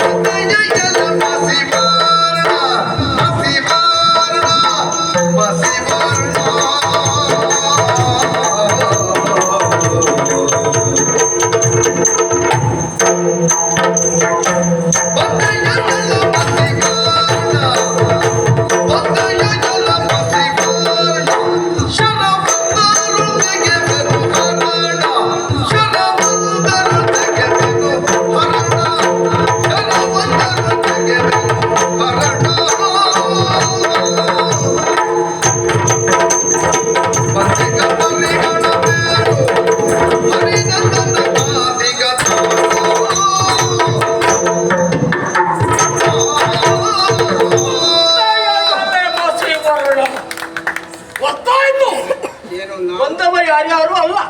ಮಸಿವರ್ಣ ಅಂತ ಹೇಳಿದೆಯಲ್ಲ, ಹೌದು. ನೀ ಬಾಳ್ ಬೆಳಗಿದ್ಯಾ? ಮತ್ತೆ ನನ್ನದ್ದು ನಿನ್ನದೇ ಮಾಡ ಅಲ್ಲ, ನಿನಗಿಂತಲೂ ಗಾಢವಾದ ಮಾಡ. ಅದ್ರ ಒಂದು ವ್ಯತ್ಯಾಸ ಉಂಟು. ಏನು? ನಮಗೆ ಹೊರಗೆ ಮಾತ್ರ ಕಪ್ಪು, ನಿನಗೆ ಹಾಗಲ್ಲ. ಒಳಗೆ ಹೊರಗೆ ಎರಡೂ ಕಪ್ಪು. ನೀನು ಹಾಗೆ ಭಾವಿಸಿದ್ರೆ ಅಪರಾಧ ಅಲ್ಲ, ನಿಮ್ಮ ಜಾತಿಯವರೇ ಹಾಗಿದ್ರು. ನಾವು ಸುಮ್ಮನೆ ಭಾವಿಸಿದ್ದಲ್ಲ, ನೀನು ಮಾಡಿದ ಕಾರ್ಯವೇ ಅದಕ್ಕೆ ಕಾರಣ. ನಿಜವಾಗಿಯೂ ಎಲ್ಲ ಬಣ್ಣಗಳ ರಾಜ ಯಾವುದು ಅಂತ ಕೇಳಿದ್ರೆ ಕಪ್ಪು ಬಣ್ಣ. ಹಾಗಾಗಿ ನಾವು ರಾಜ ಆಗಬೇಕ ನಮಗೆ ಆ ಬಣ್ಣ ಬಂದದ್ದಾಗಿತ್ತು. ಅಲ್ಲ, ಕಪ್ಪು ಬಣ್ಣ ನನ್ನದು ಅಂತ ಹೇಳಿದಿಲ್ಲ ನೀನು. ಕಪ್ಪು ಬಣ್ಣಕ್ಕೆ ಯಾವ ಬಣ್ಣವು ಸೇರಿಕೊಂಡ್ರೂ ಸಹ ಕಪ್ಪು ಬಣ್ಣ ತನ್ನ ಅಸ್ತಿತ್ವವನ್ನು ಉಳಿಸಿಕೊಳ್ಳುತ್ತದೆ. ಅಥವಾ ಕಪ್ಪು ಬಣ್ಣವೇ ಮತ್ತೊಂದು ಬಣ್ಣಕ್ಕೆ ಸೇರಿಕೊಂಡ್ರು ಸಹ ಅಲ್ಲಿಯೂ ತನ್ನ ಅಸ್ತಿತ್ವವನ್ನು ಉಳಿದುಕೊಳ್ಳುತ್ತದೆ. ಆದ್ದರಿಂದ ಬಣ್ಣಗಳ ರಾಜ ಅಂತ ಹೇಳುದು. ಇದನ್ನ ನೀನು ಹಾಗೆ ಹೇಳ್ಬಹುದು. ಮತ್ತೆ ನಾನ್ ತರ್ಕಿಸುವುದು ಹೀಗೆ, ಹೇಗೆ? ನೀನು ಲೆಕ್ಕದ ಬಣ್ಣಗಳ ರಾಜ ತನ್ನ ಅಸ್ತಿತ್ವವನ್ನು ಉಳಿಸಿಕೊಳ್ತದೆ ಅಲ್ಲ, ಮತ್ತೊಂದು ಬಣ್ಣ ಕಪ್ಪನ್ನ ಮತ್ತೊಂದು ಬಣ್ಣವನ್ನ ಅಳಿಸಿ ಆ ಕಪ್ಪು ಮಾತ್ರ ಉಳಿತದೆ. ಬಣ್ಣವನ್ನು ಸ್ಥಾಪನೆ ಮಾಡಿಬಿಟ್ಟೆ ಪಾಲನಾಗತವಾಗಿರುವಂತಹ ನಿನಗೆ ದೇವತೆಗಳು ಹಾಗೂ ದಾನವರು ಇರುವರು ಸಮಾನರಾಗಿರಬೇಕಿತ್ತು, ಸಮಾನವಾಗಿ ಕಾಣಬೇಕಿತ್ತು. ಆದ್ರೆ ಏನು ಮಾಡೋಣ? ಸರಿ ಇದ್ದವರೆಲ್ಲರೂ ಸಮಾನರೇ, ರಕ್ಕಸರು ಅಂತಿಲ್ಲ, ದೇವತೆಗಳು ಅಂತಿಲ್ಲ. ಸರಿ ಇಲ್ಲದೆ ಇದ್ದವರು ದೇವತೆಗಳಲ್ಲಿ ಇದ್ರು ಸಹ ಅವರು ಸರಿ ಇಲ್ಲ ಅಂತ ಹೇಳುವುದು ನನ್ನ ಸ್ವಭಾವ. ನಿಮ್ಮ ಲೆಕ್ಕದಲ್ಲಿ ಯಾವುದು ಸರಿ ಯಾವುದು ಸರಿ ಇಲ್ಲ ಅಂತೇಳಿ ಕೇವಲ ನಮಗೆ ಮಾತ್ರ ಒಳ್ಳೆಯದಾಗುವುದಲ್ಲ, ಎಲ್ಲರಿಗೂ ಒಳ್ಳೆಯದಾಗಬೇಕು ಅಂತ ಬಯಸುವ ಸರಿ ಇದ್ದಾನಂತ ಲೆಕ್ಕ. ಹಾಗಿದ್ರೆ ನಿನ್ನ ಲೆಕ್ಕದಲ್ಲಿ ದೇವೇಂದ್ರ ಹೇಗೆ ಸರಿ ಇರ್ತಾನೆ? ಏನು ಸರಿ? ಅವನು ಸ್ವಾರ್ಥ ಬಿಟ್ಟು ಲೋಕದ ವ್ಯವಹಾರಕ್ಕಾಗಿ ಯಾವುದು ಒಳ್ಳೆಯದು ಮಾಡಿದ್ದಾನೆ? ಮೂರು ಲೋಕದ ಒಡೆಯನ ಸ್ಥಾನ ಕೊಟ್ಟವರು ನಾವೇ ಇದ್ದೇವೆ. ಸುಮ್ಮನಿಲ್ಲ, ನೀವು ಸ್ಥಾನ ಕೊಟ್ಟಿದ್ದೀರಿ ಎಂಬಲ್ಲಿ ನಾವು ಮಾಡುವುದೆಲ್ಲ ಸರಿ ಅಂತ ಆಗುದಿಲ್ಲ. ಸುಮ್ಮನೆ ಕೊಟ್ಟಲ್ಲ. ಒಂದು ಕಡೆ ಅತಿವೃಷ್ಟಿ ಮಾಡ್ತಾನೆ, ಇನ್ನೊಂದು ಕಡೆ ಅನಾವೃಷ್ಟಿ ಮಾಡ್ತಾನೆ, ಇನ್ನೊಂದು ಕಡೆ ಪೂರ್ಣ ಬರಗಾಲವೇ ತಂದು ಹಾಕ್ತಾನೆ. ಅವನು ನಿನ್ನ ಲೆಕ್ಕದಲ್ಲಿ ದೊಡ್ಡವ. ಅದು ಯಾಕೆ ಏನು ಅಂತ ನಿನಗೆ ಮೊದಲೇ ಅರ್ಥ ಆಗುದಿಲ್ಲ, ಫಲ ಕೊಡುವ ಕಾಲದ ಗೊತ್ತಾಗುದು. ನಮಗದ್ರ ಅನಿವಾರ್ಯತೆ ಇಲ್ಲ, ತಿಳ್ಕೊಳ್ಳೋದು ಸಾಧ್ಯವೂ ಇಲ್ಲ ಬಿಡು. ಅಲ್ಲ ನಮಗದ್ರ ಅವಶ್ಯಕತೆ ಇಲ್ಲ ಅಂತ ಹೇಳಿ ಒಳ್ಳೆದನ್ನು ತಿಳ್ಕೊಳ್ಬೇಡ ಯಾವತ್ತು. ಮತ್ತೆ ಅವ ಮಾಡಿದ್ದಲ್ಲ ಒಳ್ಳೇದು ಅಂತ ಹೇಳ್ತೀವಿ, ನಾವು ಮಾಡಿದ್ದಲ್ಲ ಕೆಟ್ಟದ್ದು ಅಂತ ಹೇಳ್ತೀವಿ. ಅವ ಶಿಶು ಹತ್ಯೆ ಮಾಡಿದ್ರು ಸರಿ, ಗುರು ಹತ್ಯೆ ಮಾಡಿದ್ರು ಸರಿ, ಅಲ್ಲ ಮತ್ತೊಬ್ಬರು ಹೆಂಡತಿಯನ್ನು ಕೂಡಿದ್ರು ಸರಿ. ನಿಮ್ಮದು ಪ್ರಶ್ನೆ ಇಲ್ಲ, ಯಾಕೆ ಪೀಠ ಕೊಟ್ಟವ್ರು ನೀವಲ್ಲ. ಸರಿ ಅಂತ ಹೇಳಿದ್ದಿಲ್ಲ, ನಾವು ಎಲ್ಲಿಯೂ ಸರಿ ಅಂತ ಹೇಳಿದ್ದಿಲ್ಲ. ಅವ ಯಾವ ತಪ್ಪು ಮಾಡಿದ್ದನೋ ಅದಕ್ಕೆಲ್ಲ ಶಿಕ್ಷೆಯನ್ನು ಅನುಭವಿಸಿದ್ದಾನೆ. ಹಾಗಿದ್ರೆ ಒಂದೇ ಮತ್ತೊಬ್ಬರ ಹೆಂಡತಿಯನ್ನು ಕೂಡಿದೆ ಎಂಬ ಕಾರಣಕ್ಕಾಗಿ ಶಿಕ್ಷೆ ಅನುಭವಿಸಿಲ್ವೋ? ಹಾಗಾದ್ರೆ ತಪ್ಪು ಮಾಡುವ ದೊಡ್ಡವಾಗ್ಲಿ ಸಣ್ಣವಾಗಲಿ ಶಿಕ್ಷೆಯನ್ನು ಅನುಭವಿಸಲೇಬೇಕಷ್ಟೇ. ಹಾಗಿದ್ರೆ ಒಂದೇ ನಮ್ಮ ಜಾತಿ ಮಕ್ಕಳು ಎಷ್ಟು ಜನ ತಪ್ಪು ಮಾಡಿದವ್ರಿಗೆ ಶಿಕ್ಷೆ ಕೊಟ್ಟು ಹಾಗೆ ಬದುಕಿಸಿದ್ದಿ ನೀನು. ನಮಗೆ ಕೊಂದೇ ತೆಗೊತ್ತಲ್ವಾ? ಅವರನ್ನು ಕೊಂದೆಗಿಬೇಕಿತ್ತು ನೀನು. ಅಲ್ಲ ಪೀಠ ಆದ್ರೂ ಬಂದ್ ಮಾಡ್ಬೇಕಿತ್ತು. ಅಲ್ಲಿ ಪೀಠ ಬೇರೆ ಜನ ಇಲ್ವಾ?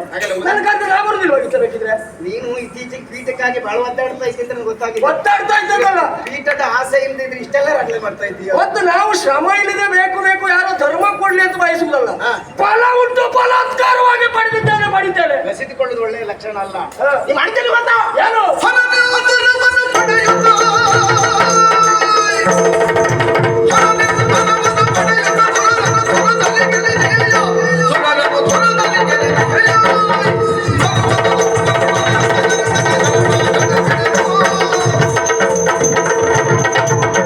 ಶತ್ರು ಪ್ರಸೂದನ ಒಂದಕ್ಕೆ ಹೊತ್ತಿನ ತೆಗೆದು ಬೀಸಲಿಲ್ಲ.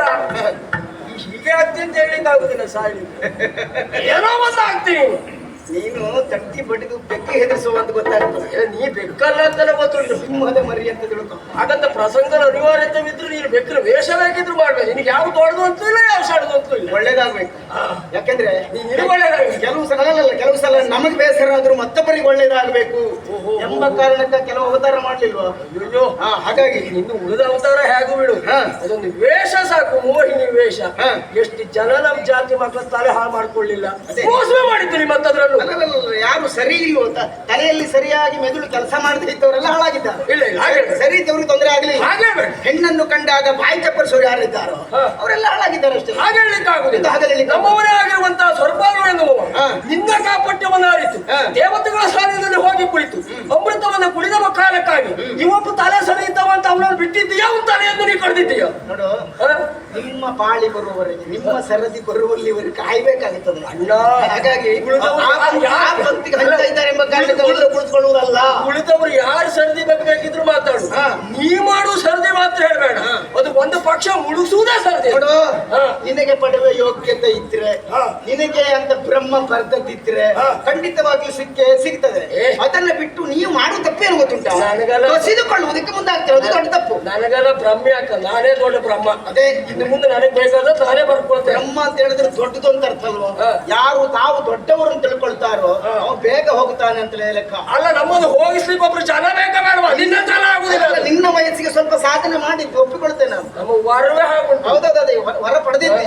ವರನಿಂದ ಅಜಯವಾದ ಅವಧ್ಯವಾದಂತ ವರವನ್ನು ಸಂಪಾದಿಸಿದ್ದಿ. ಆದ್ರೆ ವರ ಅಂತ ಹೇಳಿದ್ರೆ ಶ್ರೇಷ್ಠ ಅಂತ. ಹೌದು, ಆ ಶ್ರೇಷ್ಠತೆಯನ್ನು ಶ್ರೇಷ್ಠವಾಗಿ ಉಳಿಸಿಕೊಳ್ಳಬೇಕಾಗುತ್ತದೆ. ನಾವು ಬದುಕಬೇಕು, ಮತ್ತೊಬ್ಬರಿಗೂ ಬದುಕ ಕೊಡಬೇಕು. ನಾನು ಬದುಕ್ತೇನೆ, ನಮ್ಮ ಜಾತಿ ಮಕ್ಕಳೆಲ್ಲ ಬದುಕಲಿಕ್ಕೆ ಹಾಗೆ ಬಿಟ್ಕೊಡ್ತೇನೆ. ಕೇವಲ ನಿಮ್ಮ ಜಾತಿಯವರು ಬದುಕಿದ್ರಲ್ಲ, ಇಡೀ ಲೋಕಕ್ಕೆ ಸಮಸ್ತ ಲೋಕ ಹಾಗೆ ಬದುಕಬೇಕ ಬೇಡುವ. ಹಾಗೆ ನೀವು ಬದುಕ ಕೊಡುವುದಿಲ್ಲ. ಮಾತುಂಟು, ನಮ್ಮಲ್ಲೊಂದು ಮಾತುಂಟು. ಈ ಹೇಳುವುದೆಲ್ಲ ವೇದ ಅಂತ, ಆಮೇಲೆ ಅಂತವ್ರು ತಿನ್ನುವುದೆಲ್ಲ ಮೋಸಿಕೆಂಡ ಮಾಡುವುದೆಲ್ಲ ಲೋಕ ಸಮಸ್ತ ಸುಖಿನೋ ಭವಂತು ಅಂತ ಯಾರ್ಯಾರೆಲ್ಲ ಹೇಳ್ಕೊಳ್ತಿರ್ತಾರೆ ನೋಡು. ಸುದೀಗ ಅವ್ರು ಸ್ವಾರ್ಥಕ್ಕೆ ಅವ್ರು ಬೇಳೆ ಬಯಸ್ಕೊಳ್ಳುವವರೇ ಬಿಟ್ರೆ ಮತ್ತೆ 4 ಜನರಿಗೂ ಉಪಕಾರ ಆಗ್ಲಿಕ್ಕೆ ಬಿಡುದಿಲ್ಲ. ಅವ್ರ ಜಾತಿ ಮಕ್ಕಳು ಬರ್ಲಿಕ್ಕೆ ಎಲ್ಲ ಅವ್ರ ಜಾತಿ ಮಕ್ಕಳು ಜಾತಿಯ ಮಕ್ಕಳು ಬೇಕಿದ್ರೆ ನಮ್ಮ ಜಾತಿಯವರು ಹಾಗಲ್ಲ. ಅಲ್ಲ, ಮತ್ತೆ ಅವ್ರ ಜಾತಿಯ ಮಕ್ಕಳನ್ನ ಬರ್ಲಿಕ್ಕೆ ಬಿಡುವುದಿಲ್ಲ ಅಂತ ಹೇಳಿದ್ರೆ ನಿಮ್ಮೊಳಗೂ ಹಾಗೆ ಉಂಟು ನಮ್ಮ ಜಾತಿ ಅಂದ್ರೆ ನಮ್ಮ ಜಾತಿ ಏಕಪಕ್ಷೀಯ ಜಾತಿ ಅದು. ಸ್ವಲ್ಪ ಮೇಲೆ ನಮ್ಮಲ್ಲಿ ಒಬ್ಬನೇ ನಾಯಕ, ಅದೇ ನಾನು. ಹಾಗಾಗಿ ನಮ್ಮ ಜಾತಿ ಒಳ್ಳೆಯದು. ನೀನು ಮೇಲೆ ಬಂದದ್ದರ ಕುರಿತಾಗಿ ಬರುವುದರ ಕುರಿತಾಗಿ ಆಕ್ಷೇಪ ಇಲ್ಲವೇ ಇಲ್ಲ. ಹಾ. ಪ್ರತಿಯೊಬ್ಬರು ಉನ್ನತಿಯನ್ನು ಹೊಂದಲೇಬೇಕು, ಆದರೆ ಸನ್ಮಾರ್ಗದಲ್ಲಿ ಸಂಚರಿಸಬೇಕು. ಮತ್ತೊಬ್ಬರ ಕಾಲು ಹಿಡಿದು ಕೆಳಗೆ ಎಳೆದು ದೂಡಾಗಿ ಮೇಲೆ ಹೋಗುವುದಲ್ಲ. ನೀ ಮಾಡ್ತಾ ಇದ್ದದ್ದು ಅದನ್ನು ನಿನ್ನ ಸ್ಥಾನದಲ್ಲಿ ಗೆಲ್ಲೋ ಹೋಗುತ್ತೆ. ಹೌದಾ, ಇಲ್ಲಿ ಇರಬೇಕಿತ್ತು. ಅದನ್ನು ಬಿಟ್ಟು ದೇವಲೋಕಕ್ಕೆ ದಾಳಿ ಇಟ್ಟು ಅವ್ರನ್ನೆಲ್ಲ ಗಾರು ಗಡಿಸ್ತಿದ್ದ ನಾವೆಲ್ಲ ಸುಮ್ಮನೆ ಅಂತ ಭಾವಿಸಿದ್ದೆ. ಕಾಲು ಹಿಡಿಯುವುದು ಎಳೆಯುವುದಲ್ಲ, ಇದನ್ನು ನಾನು ಒಪ್ಪಿಕೊಳ್ತೇನೆ. ಒಂದು ವೇಳೆ ಸಾಧನೆಯಿಂದ ಅಷ್ಟು ಎತ್ತರವನ್ನ ಸೇರ್ಬೇಕು ಅಂತ ನಮ್ಮವರು ಬಯಸಿದ್ರೆ ಮ್ಯಾಲ ಹೋಗ್ಲಿಕ್ಕೆ ನೀವು ಬಿಡ್ತೀರಾ ಮತ್ತು ಕೆಳಗೆ ತಳ್ತೀರಿ. ಬರೀ ಪ್ರಕರಣವೇ ಸಾಕು ಅದಕ್ಕೆ. ಅವನು ಸಾಧನೆಯಿಂದಲಾಗಿ ಶತಯಾಗವನ್ನ ಮಾಡುವುದರ ಮೂಲಕವಾಗಿ ದೇವಗತುಗೆಯನ್ನು ನನ್ನದಾಗಿಸಿಕೊಳ್ಬೇಕು ಅಂತ ಬಯಸಿದ. ಏನ್ ಮಾಡಿದ? ಅವನು ಮ್ಯಾಲ ಕಳಿಸ್ತೀಯ, ಕೆಳಗೆ ಕಳಿಸ್ತೀಯ. ನಾನು ಆಗ್ಲೇ ಉತ್ತರ ಕೊಡ್ಲಿಲ್ವೋ? ಏನು? ಅವನು ಸರದಿ ಬರ್ಲಿಲ್ಲ. ಮೊದಲು ಆ ಜಾಗಕ್ಕೆ ಜನ ಇದ್ದ ನೋಡು, ಆ ಜಾಗಕ್ಕೆ ಆ ಜನ ಇದ್ದಾರೆ. ನಿಂಗ ಆಗಲ್ಲ, ಊರಿರುವ ಬೇರೆಯವ್ರು ಬರುದಲ್ಲ. ಆಗಲ್ಲ ಕಳಿಸ್ಬೇಕು ಅಂತ ಆದ್ರೆ ಅವ್ನು ಕೆಳಗೆ ಕಳಿಸೇ ನಿನ್ ಸರ್ದಿ ತಡ ಉಂಟು ಅಂತ ಹೇಳಿದ್ರೆ ಕೆಳಗೆ ಕಳಿಸಿದ್ದೆ ನಾನು. ನೋಡು, ನೀ ಇದ್ದಲ್ಲೇ ಇರು. ನಿನಗೆ ಮ್ಯಾಲ ಹೋಗ್ಲಿಕ್ಕೆ 10 ತಡ ಉಂಟು ಅಂತ ಹೇಳಿಕ್ಕೆ ಆಗುದಿಲ್ಲ. ಅವನನ್ನು ಕೆಳಗೆ ಕಳಿಸಿದ್ದೇನೆ. ಅವನಿಗೆ ಹಾಳಾಗಿದ್ಯಾ? ಹಾಳಾಗಿದೆಯಾ ಅವನಿಗೆ? ಇತ್ತೀಚೆಗೆ ನನಗೆ ಗೊತ್ತೇ ಇಲ್ಲ. ಅವನನ್ನು ಮೆಟ್ಟಿ ಗಟ್ಟಿ ಮಾಡಿದ್ದೇನೆ. ಅವನ ದಾರಿ ಆದ್ರಿಂದ ಈ ಸಲ ನೀನೊಂದು ಮೆಟ್ಟಿ ಗಟ್ಟಿ ಮಾಡದೇ ಇದ್ರೆ ಆಗುದಿಲ್ಲ ಅಂತ ಗೊತ್ತಾಯ್ತು. ಒಂದೋ ನೀನನ್ನು ಮೆಟ್ಟಿ ಗಟ್ಟಿ ಮಾಡಬೇಕು. ನನ್ನ ಮಾತು ಕೇಳಿದ್ರೆ ಇದ್ರೆ ನಿನ್ನ ಚಟ್ಟ ಏರ್ಪಡ್ತದೆ ಅಂತ ಹೇಳಿ. ಯಾರ ಚಟ್ಟ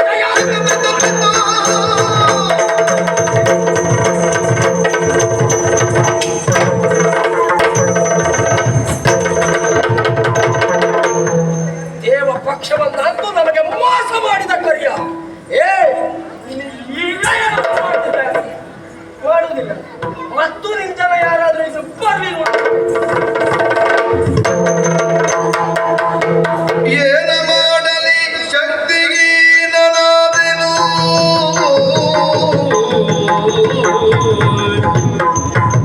ಏನ ಮಾಡಲಿ ಶಕ್ತಿಹೀನನಾದೆನು ಕಣನ ಗೋಣ ನರಿಯದೆ ಓದಿನಿಂದು ಕಣನ ಗೋಣ ನರಿಯದೆ ಓದೆನಿಂದು ಮಾನವೆಲ್ಲವೂ ಹೋಯಿತು ಮಾನವಂತನು ವರವ ಮಾನವೆಲ್ಲವೂ ಹೋಯಿತು ಮಾನವಂತನು ವರವ ತಾನಿತ್ತು ಹಾನಿಯು ಜಗಕ್ಕೆ. ಶಿವನೇ, ಈ ಈಶ್ವರನ ದೆಸೆಯಿಂದ ಏನೆಲ್ಲ ಅವಘಡ ಆಗುತ್ತದೆ ನೋಡಿ. ಆ ಪುಣ್ಯಾತ್ಮ ಆಚೆ ಈಚೆ ಸರಿಯಾಗಿ ವಿವೇಚನೆ ಮಾಡುವುದಿಲ್ಲ, ವರವನ್ನು ಕೊಟ್ಟು ಬಿಡ್ತಾನೆ. ಅದರ ಪರಿಣಾಮ ಸಾಧು ಸಂತರು ಲೋಕದಲ್ಲಿ ಬದುಕದೇ ಇದ್ದ ಹಾಗಾಗಿ ಹೋಯಿತಲ್ಲ. ಸುದರ್ಶನ ಅಗತ್ಯವೇ ಇಲ್ಲ, ನನ್ನ ತೋಳತ್ರಾಣವೇ ಸಾಕಾಗುತ್ತದೆ ಎಂಬ ಕಾರಣಕ್ಕಾಗಿ ಶಾರ್ಗವಧಾರಿಯಾಗಿ ಬಂದೆ. ಆದರೆ ಆ ಕಳನ ಗೋಳನ್ನು ತೊರೆಯುವಲ್ಲಿ ನನ್ನ ತೋಳ ತ್ರಾಣವೇ ಸಾರದೆ ಹೋಯಿತಲ್ಲ. ಸುದರ್ಶನ ಪಾಣಿಗೆ ಈಗ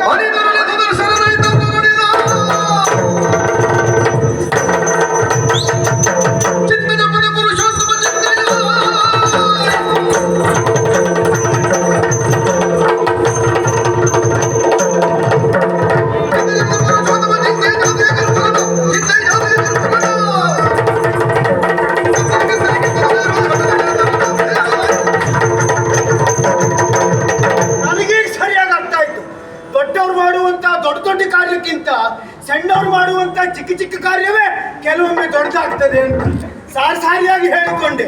ನಾ ಮಾಡಿದ್ದು ಹೌದು ಹೌದು ಅಂತ. ಆದ್ರೆ ಆಗ ಪ್ರಶ್ನೆ ಮಾಡಿದವರು ಏನೇನು ಮಾಡಿದ್ದೆ, ಎಲ್ಲಿದ್ದೆ, ಈಗ ಅರ್ಥ ಆಗ್ಲಿಲ್ವಾ? ಆಗ ಸುದರ್ಶನ ಇದ್ದ ಕಾರಣಕ್ಕಾಗಿ ವಿಜಯ ಪ್ರಾಪ್ತಿ ಇವನಿಗೆ.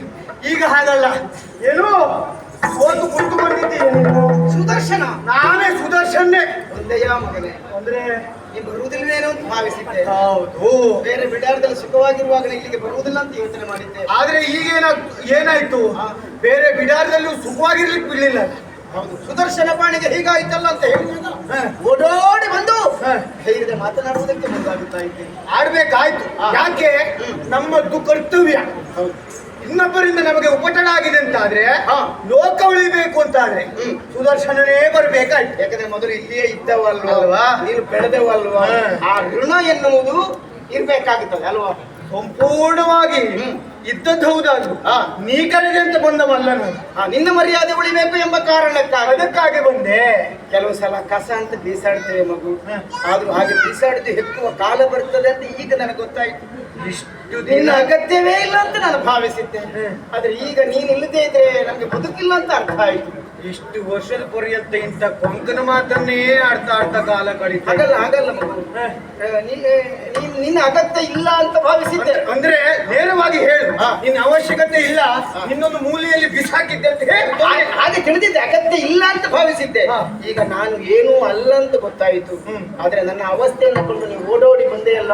ಗೊತ್ತಾದ ಮೇಲೆ ಆದ್ರೂ ಗೊತ್ತಾಯ್ತಲ್ಲ. ನನಗೆ ಇತ್ತೀಚೆಗೆ ಸ್ವಲ್ಪ ತಡ ಆದ್ಮೇಲೆ ಗೊತ್ತಾಗ್ತದೆ. ಹೌದಾ? ಆದ್ರೂ ಗೊತ್ತೇ ಆಗುದಿಲ್ಲ. ಏನು ನಿಮ್ಮ ಕಾಲ ಬುಡಕ್ಕೆ ಬಂದಾಗ ಹಾಗೆ ಆಗುವುದು.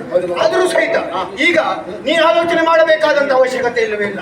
ದುರುಳ ಶತ್ರು ಪ್ರಸೂದನ ನನ್ನ ಒಂದು ಕಳೆಯುವಂತ ಹೊಣೆಗಾರಿಕೆ ನನ್ನದ್ದು. ನಾನು ಹೊಗೆ ಬರ್ತೇನೆ. ಸಂತೋಷ ಆಗ್ತದೆ. ಖಂಡಿತವಾಗಿ ನೀನು ಕೊಲ್ತೇನೆ ಅಂತ ವಿಶ್ವಾಸ ಉಂಟು. ಆದ್ದರಿಂದ ವಿಜಯೀ ಭವ ಎನ್ನುವ ಹಾಗೆ ಆಶೀರ್ವಾದ. ಈ ಯಾವುದನ್ನಾದ್ರೂ ಮಾಡು, ಈ ಆಶೀರ್ವಾದವನ್ನು ಮಾಡ್ಲಿಕ್ಕೆ ಹೋಗ್ಬೇಡ. ಅದು ಎರಡು ಕೈಯನ್ನ ಎತ್ತು. ಹೌದು. ಯಾಕೆ ಹೇಳ, ನೀ ಆಶೀರ್ವಾದ ಮಾಡುವುದು, ನಾನಲ್ಲಿ ಹೋಗಿ ವಿಕ್ರಮವನ್ನ ಪ್ರಕಟಿಸಿ ಅವನನ್ನು ಕೊಂದು ಕಳೆಯುವುದು, ಆಮೇಲೆ ಪ್ರಪಂಚ ಕೇಳುವ ಹಾಗೆ ನಿನ್ನ ಮಡದಿ ಪ್ರಚಾರ ಮಾಡುವುದು. ನಮ್ಮ ಯಜಮಾನ್ರು ಒಂದು ಆಶೀರ್ವಾದ ಮಾಡಿದ್ರಿಂದ ಸುದರ್ಶನ ಹೋಗಿ ಗೆದ್ದು ಬಂದ. ಹೆಂಗಸರು ಬಾಯಿ ದೊಡ್ಡ ಗಂಡ ಹಿಡಿದಿದ್ರು ಹೆಂಗಸರು ಬಾಸುಮನೆ ಅವ್ರು ಬಿಡ್ತಾರ? ಸುಮ್ಮನೆ ಯಜಮಾನ್ರ ಅನುಗ್ರಹದಲ್ಲಿ ಅವ ಗೆದ್ದು ಅಂತ ಹೇಳಿ ಯಾರು ಮತ್ತೆ ಸುಮ್ಮನೆ ಅಲ್ಲ. ಆಶೀರ್ವಾದ ಬೇಡ. ಆನೆಗೆ ಶೃಂಗಾರ ಯಾಕೆ? ಸ್ವಯಂಮೇವ ಮೃಗೇಂದ್ರತ. ಹಾಗೆ ಬದುಕಿದವ ಪರರ ಹಂಗಿನಲ್ಲಿ ಕೆಲವನೇ ಸುದರ್ಶನ. ನೀನೇ ಇಲ್ಲಲ್ಲ, ನೇರವಾಗಿ ಹೋಗು. ಬೇಗ ಹೋಗಿ, ತಡ ತೊಡಿಲ್ಲ, ಬೇಗ ಹೋಗು. ತಡವಾಗಿ ಬಂದು ತೊಂದರೆ ಇಲ್ಲ. ತೊಂದ್ರೆ ಇಲ್ವಾ? ಈ ಸಲ ಒಳ್ಳೆ ಸನ್ಮಾನ ಮಾಡ್ಬೇಕಂತ ತೀರ್ಮಾನ ಮಾಡಿ. ಹೊರಟೇನೆ, ನೀವು ಲೋಹಾವತಿ ಪಟ್ಟಣವನ್ನೇ ನಾನು ಸುಡ್ತೆ.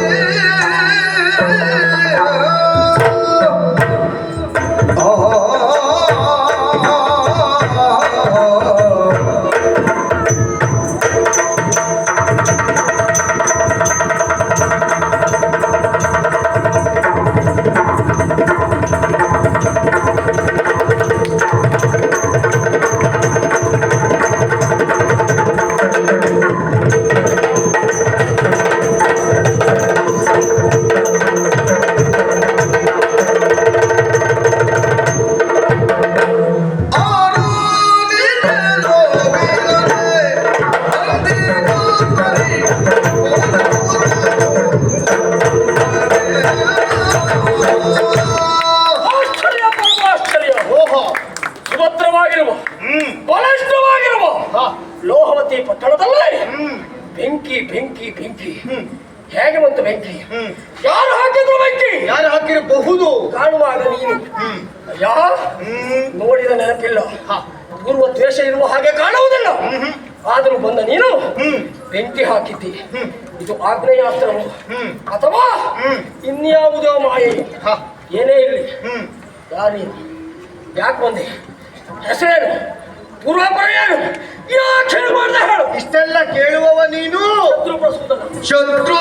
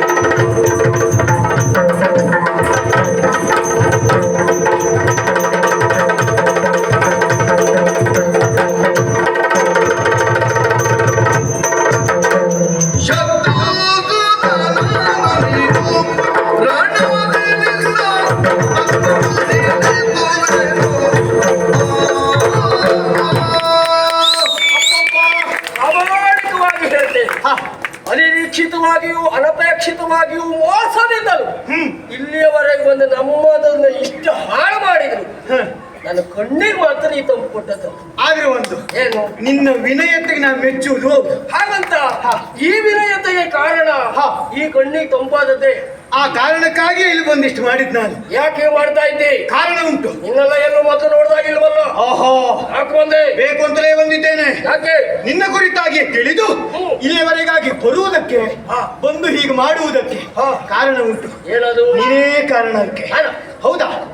ಶತ್ರುಸೂದನನೇ ನೀನು. ನಾನೇ ಆದ್ರೆ ಏನು? ನಿನ್ನಲ್ಲಿಯೇ ಮಾತುಂಟು. ಆಗಲು ಏನು? ಈಗಾಗಲೇ ನೀನು ನಾಲ್ಕು ಲೋಕದವರೆಗಾಗಿ ಅಭಿಯೋಗನ ಬೆಳೆಸಿದವ. ಅಲ್ಲಿರುವಂತಹ ಸುರಪತಿಯನ್ನ ನೀನು ಸೋಲಿಸಿದವ. ಓಡೋಗಿದ್ದಾನೆ. ಎಲ್ಲರೂ ಸಿಕ್ಕಿದ್ನ? ಅವ್ ಸಿಗ್ಲಿಲ್ಲ. ಇನ್ನು ಕೆಲವು ವರ್ಷ ಕಣ್ಣಿಗೆ ಕಾಣಿಸ್ಕೊಳ್ಳೋದಿಲ್ಲ. ತೊಂದ್ರಿಲ್ಲ ಬಿಡು. ಅಷ್ಟು ಮಾಡಿಬಿಟ್ಟಿದೆ. ಯಾಕೆ? ಈಗ ನಿನ್ನೆ ಇದ್ರಿಗೆ ನಾನಿದ್ದೇನಲ್ಲ ಅಂದ್ರೆ ಅವ್ ಬರ್ಬೇಕು ಅಂತಿಲ್ಲ. ಅಂದ್ರೆ ಅವನ ಪಕ್ಷದವನ? ಅವನ ಪಕ್ಷನೇ ಹೌದು. ಹೇಗೋದು? ಹೇಗೆ ಹೇಳ್ತೇನೆ. ಅಯ್ಯೋ, ನೀ ಮಾಡಿರುವಂತಹ ಈ ದಾಷ್ಟ್ಯ ಕಾರ್ಯಗಳನ್ನ ನಿಲ್ಲಿಸಬೇಕು ಎಂಬ ಕಾರಣಕ್ಕಾಗಿ ನಿನ್ನನ್ನು ನೋಡಿಕೊಂಡು ಹುಡುಕಿಕೊಂಡು ಲೋಹಾವತಿ ಪಟ್ಟಣದತ್ತ ಬಂದವ ನಾನು. ಯಾರು ನೀನು? ಈಗಾಗಲೇ ಯುದ್ಧವನ್ನು ವೇದಂತಹ ನೀನು ನಿನ್ನೊಡನೆ ಸೋತು ಒಬ್ಬ ಕುಳಿತುಕೊಂಡಿದ್ದಾನಂತೆ. ಅವ ಯಾರ? ಅಮ್ಮ ಇಮ್ಮ ಬಹಳ ದೊಡ್ಡ ಮಾಡ್ಲಿಕ್ಕೆ ಹೋಗ್ಬೇಡ. ಕರಿಯ ಸೋತಿದ್ದಾನೆ. ಇದ್ದಾನ ಇನ್ನು ಹಾಗೆ ಅಥವಾ ವೈಕುಂಠ ಹುಡುಕ್ತಾ ಇದ್ದ? ಅವ ಹೇಗಿರ್ಬೇಕು ಹಾಗಿದ್ದಾನೆ. ಅವನಿಗೆ ಯಾವ್ದು ಹೆಚ್ಚಿಲ್ಲ ಕಡಿಮೆ ಇಲ್ಲ. ಹಾಗೆ ಮಾಡ್ಕೊಳ್ಳುವುದೂ ಇಲ್ಲ. ಇಲ್ಲಿ ಹೆಚ್ಚು ಮಾಡ್ತಾ ಇದ್ದದ್ ನೀನು. ಈಗಾಗಲೇ ವಿಷ್ಣುವನ್ನು ಸೋಲಿಸಿದವ ನೀನಿದ್ದಿ. ಆ ವಿಷ್ಣುವಿಗೆ ಅತಿ ಹತ್ತಿರದಲ್ಲಿದ್ದವ ನಾನು. ವಿಷ್ಣುವಿನ ಕರದಲ್ಲಿ ಶೋಭಿಸುವಂತ ಸುದರ್ಶನ ಚಕ್ರ ನಾನೇ.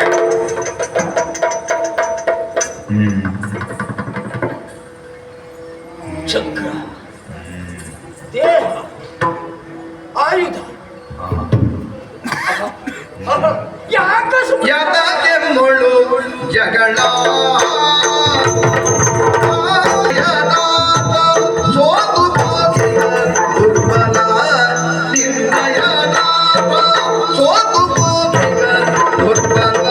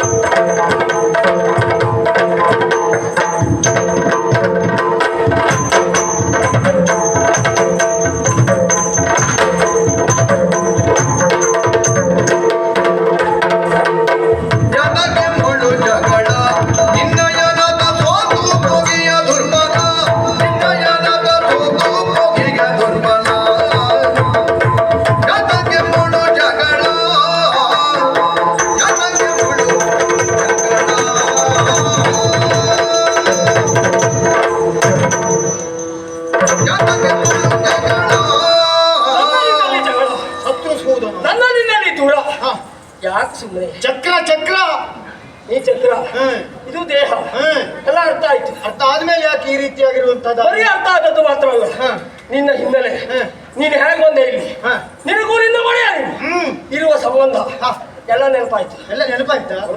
ಅದೇ ಆಗ ನೋಡಿದಾಗ ಒಂದ್ ರೀತಿ ಬಿಸಿ ಬಿಸಿಯಲ್ಲಿ ಮಾತಾಡ್ತಾ ಇದ್ದೆ. ಈಗ ಹಾಗಲ್ಲ, ಎಲ್ಲ ಸ್ವಲ್ಪ ತಣ್ಣಗಾದಾಗಿದೆಯಾ? ಸುಮ್ಮನೆ ಅಲ್ಲ ಇದು, ಇನ್ನು ತಂಪು ಮಾಡುವ ಅಂತ. ತಂಪ ಎಷ್ಟೊತ್ತು ಬಿಸಿ ಮಾಡುವುದ? ಎಷ್ಟೊತ್ತು ಅಂತ ತಂಪು ಮಾಡುವುದಾ? ಅಲ್ಲ ಈಗ ತಂಪೇ ಬೇಕು. ಯಾಕೆ ನೀನ್ ಹೇಳ್ಬೋದು ಬಿಸಿ ಬೇಕು ಅಂತ, ನೀರು ತುದಿ ಬಂದವ. ನಾವ್ ಹಾಗಲ್ಲ, ಮೊದಲೇ ಇದ್ದ. ಬಾಳ ಮೊದಲು ಬಂದವನು ನೀ ಅಲ್ಲ, ನನಗೆ ಮೊದಲು ಬಂದವ. ಬಾಳ ಮೊದಲೇ ಇದ್ದೇನೆ. ಹಾಗಂತ ಯಾಕೆ ತಂಪು ಬೇಕು ಅಂತ ಹೇಳಿದೆ? ಯಾಕೆ? ಈಗಾಗಲೇ ನಿನ್ನ ಒಡೆಯ ನಿನಗೆ ಮೋಸ ಮಾಡಿದ್ದಾನೆ, ಗೊತ್ತಾಗಿದೆ. ನಿನಗೆ ಹೆಸರೇ ಬರ್ಲಿಕ್ಕೆ ಬಿಡ್ಲಿಲ್ಲ ಅಂತಾರ, ಬಹಳ ಕಷ್ಟದಲ್ಲಿದ್ದೆ ಅಂತ ನೀನು. ಅಲ್ಲ, ಈಗ ಈ ವಿಚಾರ ನಿನಗೆಲ್ಲ ತಿಳಿಯುತ್ತಾ? ಊರಿಗೆ ಗೊತ್ತಾಗಿದೆ, ನನಗೆ ಗೊತ್ತಾಗುವುದು ಅಂತ. ನಾವು ಒಂದು ಮೇಳ ಬಿಟ್ಟಿದ್ದೆ ಎಲ್ಲ ಕಡೆ ಪ್ರಚಾರ ಆಗಿ ಅದು ಹಾಗೆ. ಕೆಲವರೆಲ್ಲ ಮೇಳ ಬಿಟ್ಟರೆ ಯಾರಿಗೂ ಗೊತ್ತಾಗುವುದಿಲ್ಲ. ಬೇಡಿಕೆಯಲ್ಲಿ ಇದ್ದವರು ಅವರು ಬಿಡುವುದಲ್ಲ, ಅವರೊಂದು ಬಿಟ್ಟರೆ ಒಳ್ಳೇದಿತ್ತು ಅಂತ ಬಹಳ ಜನ ಹೇಳ್ತಾರೆ. ಹಾಗೆ ಹೇಳುದು ಬೇಡ. ಕೆಲವರು ಬೇಡಿಕೆ ಇದ್ದವ್ರು ಮೇಳ ಬಿಟ್ರೆ ಪ್ರತಿಯೊಬ್ಬರಿಗೂ ತಿಳಿತದೆ. ಹಾಗಂತ ನಿನ್ನನ್ನ ಈ ಕಾಲದಲ್ಲಿ ಹಾಗೆ ಹೇಳಿದ್ದು ಯಾಕೆ ಗೊತ್ತಾ? ಯಾಕೆ?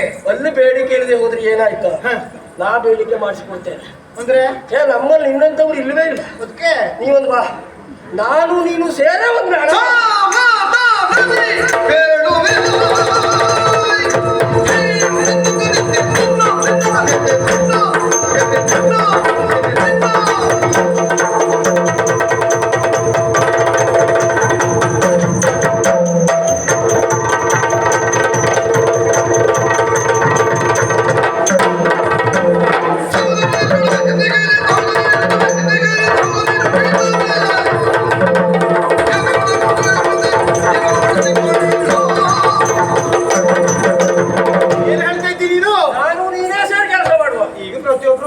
ಮಾಡುವ ಹಾಗೆ ಆಯ್ತು. ಈಗ ಬಹುಶಃ ನೀವು ಒಂದು ಮದುವೆ ಆದ ಸುಳ್ಳು, ಹೆಣ್ಣಿನ ವ್ಯವಸ್ಥೆ ನಾನೇ ಮಾಡ್ಕೊಡ. ಅಲ್ಲ, ಈಗ ವ್ಯವಸ್ಥೆ ಮಾಡುವಂತ ನಿಮಗ್ ಮದುವೆ ಆಗಿದ್ಯಾ?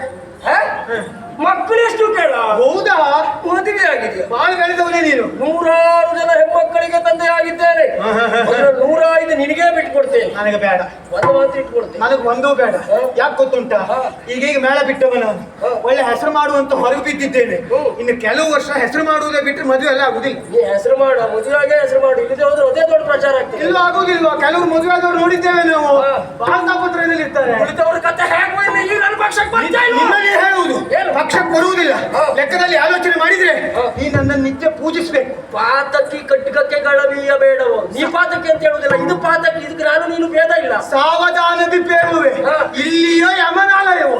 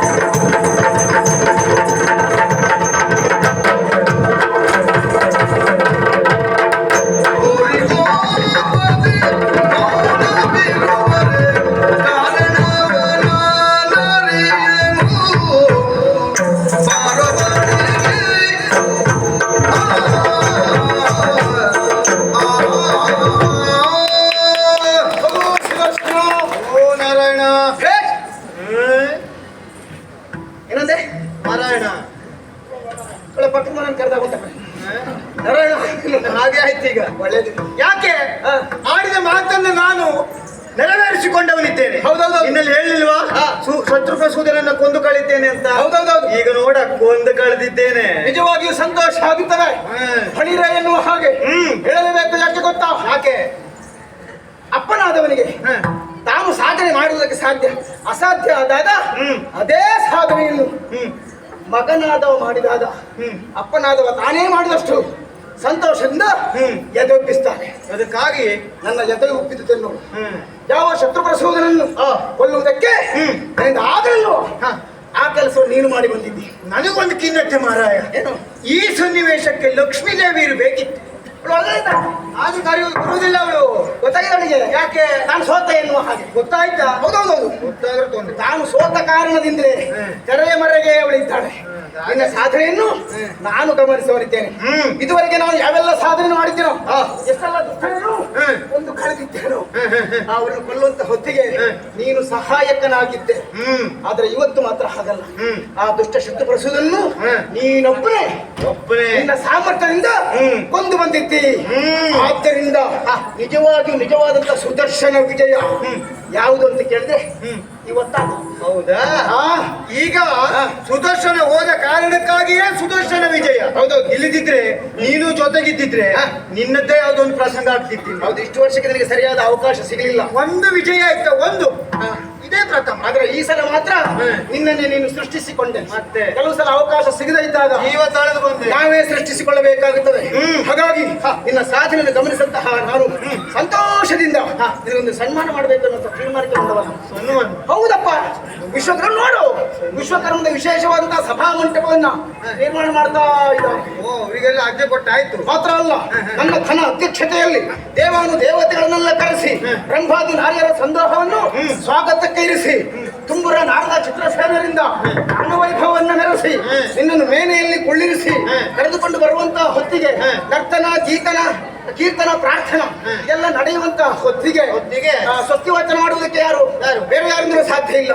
ಬ್ರಹ್ಮದೇವನ ಸ್ವಸ್ತಿ ವಾಚನ ಅವನಿಂದಲೇ. ಆಮೇಲೆ ನಿನ್ನ ಕೊರಳಿಗೆ ಹಾರ ತುರಾಯಿ ಹಾಕುವ ಯಾರು ಅಂತ ಕೇಳಿದ್ರೆ ಈಶ್ವರನ ಕೈಯಿಂದ ನಮ್ಮ ಕೊರಳಿಗೆ ಮಾಲೆ ಬಿತ್ತ ಮತ್ತೆ ನೀವು ಮೇಲೆ ಹೋದೆ ಅಂತ. ನಿಜವಾಗಿ ಈಶ್ವರ ಬರ್ಬೇಕು. ಹೌದು.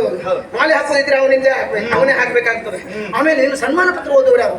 ಹನುಮಾನ ಪುತ್ರ. ನಿನ್ನ ಸನ್ಮಾನ ಪತ್ರ ಸಾಮಾನ್ಯ ಓದಲಿಕ್ಕೆ ಸಾಧ್ಯ ಆಗುತ್ತದೆ. ಗಟ್ಟಿ ಜನ ಬೇಕು. ನಮ್ಮಲ್ಲಿ ಬೃಹಸ್ಪತಿ ಆಚಾರ್ಯ ಅಂತ ಅವರಿಂದಲೇ ನಿನ್ನ ಸನ್ಮಾನ ಪತ್ರವನ್ನು ವಾಚಿಸುವುದು. ಅವರೇ ಓದು. ಸುದರ್ಶನ ವಿಜಯ ಎನ್ನುವಂತ ಗೌರವ ಬಿರುದಾವಳಿಗಳೊಂದಿಗೆ ಆಧ್ವರ್ಯ ಸನ್ಮಾನ ಮಾಡಬೇಕು ಅಂತ ನೋಡು. ಆಮೇಲೆ ತಯಾರು ಮಾಡ್ತಾ ಇದ್ದಾರೆ. ಎಲ್ಲ ಸಿದ್ಧತೆ ಮಾಡ್ತಾ ಇಲ್ಲ. ಉಳಿದವರ ಹಾಗಲ್ಲ. ನೀ ಎಷ್ಟೇ ಗಾಳಿ ಹಾಕಿದ್ರು ನಾ ಮೇಲೆ ಹಾರುವವ ಅಲ್ಲ. ನಿನ್ನ ಸ್ವಭಾವ ನನಗೆ ಗೊತ್ತಿಲ್ವ ಮಾರಾಯ. ನೀನು ಹೊಗಳಿ ಇದರಿಗಿದ್ದವನನ್ನ ಹೊಗಳಿ ಅಟ್ಟಕ್ಕೇರಿಸುವುದು, ಆಮೇಲೆ ಒಂದೇ ಸಮನೆ ಏಣಿಯನ್ನು ತೆಗೆಯುವುದು. ಅವನು ಕೆಳಗೆ ಬೀಳ್ತಾನೆ. ಇಲ್ಲಪ್ಪ, ನಾ ಕೆಳಗೆ ಬೀಳು ಜಾತ್ಯವಲ್ಲ. ನೋಡು, ನೀನ್ ಬೇರೆಯವರ. ಆ ಬೇರೆವಲ್ಲ. ನನ್ನ ಜೊತೆಯಲ್ಲೇ ಇದ್ದವ, ಅದು ನನ್ನ ಕೈ ಆಯುಧವಾಗಿಯೇ ಇದ್ದವ. ನಿನಗೆ ನಾನು ಯಾವತ್ತಾದ್ರೂ ಮೋಸ ಮಾಡುವುದಕ್ಕೆ ಸಾಧ್ಯ ಉಂಟೇನೋ? ಆದ್ರೆ ಬೇಸರ ಆಗುವುದೇನು ಕೇಳಿದ್ರೆ ಮಹತ್ತರವಾದಂತಹ ಸಾಧನೆ ಮಾಡಿದಂತಹ ನೀನು ಇಲ್ಲಿಗೆ ಬಂದಾಗ ಆಗ ಮಾತಾಡಿದಾಗ ಅರಳು ಹುರಿದ ಹಾಗೆ ಪಟ ಪಟ ಪಟ ಮಾತಾಡಬೇಕಿತ್ತು. ಈಗ ಹೆಚ್ಚು ಮಾತಾಡ್ತಾ ಇಲ್ಲಪ್ಪ. ಸುಮ್ಮನೆ ನಿಂತಿದ್ದಿ, ಮುಖ ಸಿಂಡರಿಸಿಕೊಂಡಿದ್ದಿ, ಕಣ್ಣ ಗೊಂಡೆಗಳು ಕೆಂಪಡಲಿ ಹೋಗಿವೆ, ಏನೋ ಕಳ್ಕೊಂಡವರ ಹಾಗೆ ಸುಮ್ಮನೆ ನಿಂತುಕೊಂಡಿದ್ಯಲ್ಲ. ಬಹುಶಃ ನನ್ನಿಂದ ಏನಾದ್ರು ತಪ್ಪಾಯ್ತಾ ಇದೆ. ನನ್ನಿಂದ ಏನಾದ್ರೂ ತಪ್ಪಾದ್ರೆ ನೀನಿಂತ ತಪ್ಪು ಮಾಡಿದ್ದೆ ಅಂತ ಹೇಳ್ಬಿಡು. ನಾನು ನಿನ್ನಲ್ಲಿ ಕ್ಷಮೆ ಕೋರುವುದಕ್ಕೂ ಹಿಂದೆ ಬಂದು ನೋಡು. ನೀ ಯಾವುದಕ್ಕೂ ಹಿಂದೆ ಮುಂದೆ ನೋಡುವುದಿಲ್ಲ ಅಲ್ವಾ? ನೀ ಎಷ್ಟೊತ್ತಿಗೆ ಎತ್ತರ ಬೇಕಾದ್ರೆ ಬೆಳೀತಿ, ಎಷ್ಟೊತ್ತಿಗೆ ಸಣ್ಣ ಆಕಾರವನ್ನಾದ್ರೂ ತಾಳ್ತಿ. ಬೇಕಾಗ್ತದೆ ಕಾಲ ಪ್ರಭಾವ. ಬಹಳ ಬುದ್ಧಿವಂತ. ಕೆಲವು ಸಲ ಏನಾಗ್ತದೆ ಗೊತ್ತುಂಟಾ? ಬಹಳ ಕಾಲ ಮೆರೆದವರು ಮರೆಯಾಗಬೇಕಾಗ್ತದೆ. ತೆರೆಯ ಮರೆ ಇದ್ದವರು ಬೆಳಕಿಗೆ ಬರ್ಬೇಕಾಗ್ತದೆ. ಇಲ್ಲಿಯೂ ದೊಡ್ಡ ಸ್ಥಾನಕ್ಕೆ. ಈಗ ತೆರೆಯ ಹಿಂದೆ ಇರುವವರನ್ನೆಲ್ಲ ತಾವು ಬೆಳೆದಿರುವಂತ ತಾವು ಮುಂದೆ ತರುತ್ತಿದ್ದೇವೆ ಅಂತ ಒಂದೊಂದೇ ಗಳಿಕೆ. ನೀ ಮುಂದೆ ಬರ್ತಾ ಇದ್ದಿ, ನಾ ಹಿಂದೆ ಸರಿತಾ ಇದ್ದೇನೆ ಅಂತ ಹೇಳ್ತಾ ಇದ್ದೆ. ನಾವು ಮುಂದೆ ಬಂದ ಕಾರಣಕ್ಕಾಗಿ ನೀ ಹಿಂದೆ ಸರಿತಾ ಇದ್ದಿ ಅಂತ. ಇಲ್ಲಿ ಬಿಡೋದು ಮತ್ತೆ ನಮ್ಮೊಳಗೆ ವಾದ ಅಲ್ಲ. ಬೇಡ ವಾದ ಮಾಡಿ ನನ್ನಲ್ಲಿ ಗೆಲ್ಲಿಕ್ಕೆ ಆಗುದಿಲ್ಲ. ಬೇಡ ನಿನ್ನ ಹತ್ರ ವಾದ ಮಾಡಿ ನನ್ನಲ್ಲಿ ಗೆಲ್ಲಿಕ್ಕೆ ಆಗುದಿಲ್ಲ. ಸುಮ್ಮನೆ ಯಾರ ಹತ್ರ ವಾದ ಮಾಡುದು? ಆದ್ದರಿಂದ ಮಗು, ನೀ ಮೊದಲು ಎಲ್ಲಿದ್ದೀಯೋ ಅಲ್ಲೇ ಇರುವುದು ಒಳ್ಳೆದಲ್ವಾ? ಅದರಿಂದ ಬೇಗ ಬಾ, ನನ್ನ ಕರವನ್ನು ಏರುವ. ಆಲದೆಲೆಯೊಳು ಮಲಗಿ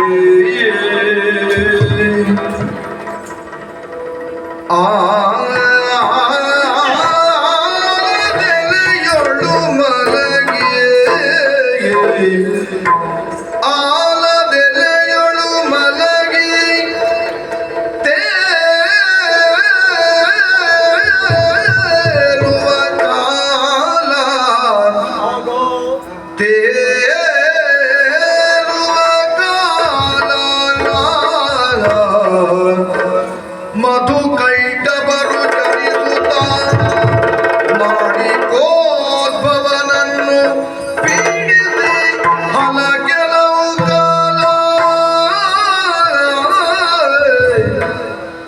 ಮಧುಕೈಟಭನು ಜನಿಸುತ್ತ ನಾಳಿಕೋದ್ಭವನನ್ನು ಪೀಡಿಸೆ ಫಲ ಕೆಲವು ಕಾಲ ಮತ್ತೆ ಕಾಣುವ ಎಸಗುತ್ತ ಅವರಲ್ಲಿ ಸೋಲು ನಿನ್ನಯ ಪಾಲಿಗಡಸಲು ಕಾಳಗವನೆಸಗುತ್ತಲವರಲ್ಲಿ ಸೋಲು ಸೋಲು ಸೋಲು ನಿನ್ನಯ ಪಾಲಿಗಡಸಲು ಮೇಲೆ ಎನ್ನನು ಕಳುಗೆ ಮೇಲೆ ಎನ್ನನು ಕಳುಗೆ ನಾನವರನು ಪರಿದಿಗೆ ಮೇಲೆ ಎನ್ನನು ಕಳುಗೆ ನಾನವರನು ಪರಿದಿಗೆನು ಪರಿದಿಗೆನು ಪರಿದಿಗೆನು ಆಲದೆಲೆಯೊಳು ಮಲಗಿ ತೇಲುವ ಕಾಲ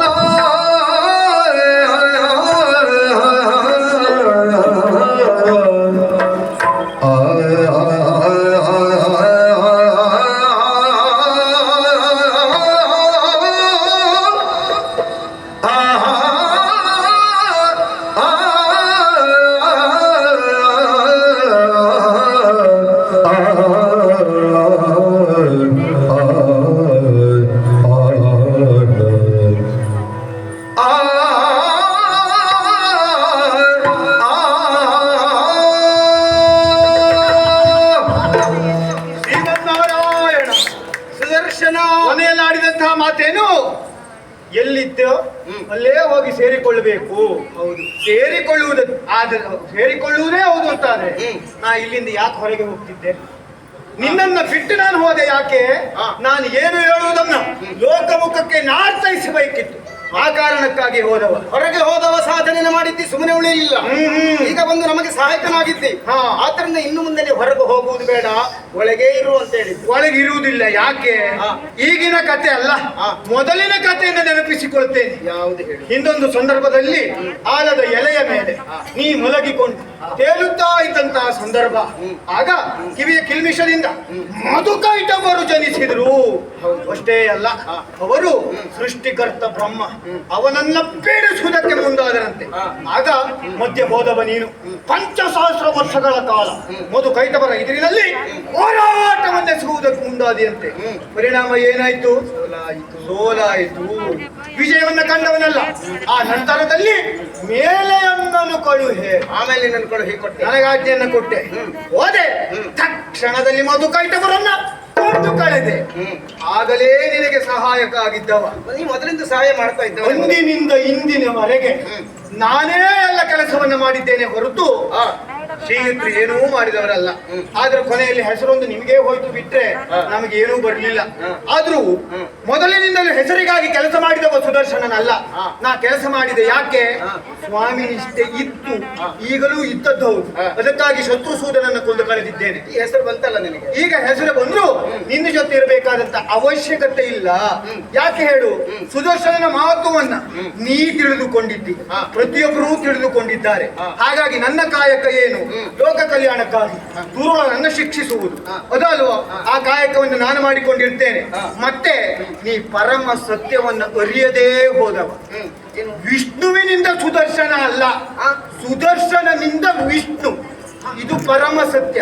ಅದಕ್ಕಾಗಿ ಹೇಳ್ತಾ ಇದ್ದೇನೆ, ಹೇ ಶ್ರೀಹರಿ, ನಿನ್ನ ಜೊತೆ ನಾನಿರುವುದಿಲ್ಲ, ಅವಶ್ಯಕತೆ ಇಲ್ಲ. ನಾನೇ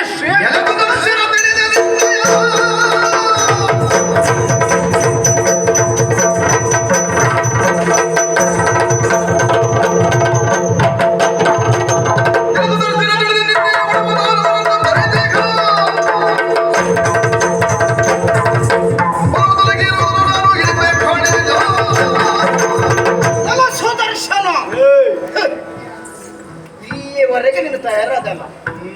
ನಿನ್ನ ಒಳ ತಳ ಏನು ಎನ್ನುವುದು ಚೆನ್ನಾಗಿ ಈಗ ಅರ್ಥ ಆಯಿತು. ನೀವೆಲ್ಲ ಸೇರಿ ತಯಾರು ಮಾಡಿದ್ರಲ್ಲ. ಹಾಗಾದ್ರೆ ತನ್ನ ಕಾರಣದಿಂದಲೇ ವಿಷ್ಣುವಿಗೆ ಹೆಸರು. ತಾನಿಲ್ಲದೆ ಇದ್ರೆ ವಿಷ್ಣುವಿಗೆ ಅಸ್ತಿತ್ವವೇ ಇಲ್ಲ ಎನ್ನುವ ಹಾಗೆ ಇಲ್ಲವೇ ನೀನು ಭಾವಿಸಿದ್ದೀ ಅಂತ ಕಾಣುತ್ತದೆ. ಈ ಪ್ರಪಂಚದಲ್ಲಿ ಯಾರಿಗೇ ಆದ್ರೂ ಸಹ ತಾನೇ ಶ್ರೇಷ್ಠ ಎನ್ನುವ ಹಾಗಿರಬಾರ್ದು. ತಾನು ಶ್ರೇಷ್ಠ ಎನ್ನುವಂತ ಅಭಿಮಾನ ಇರಬೇಕು.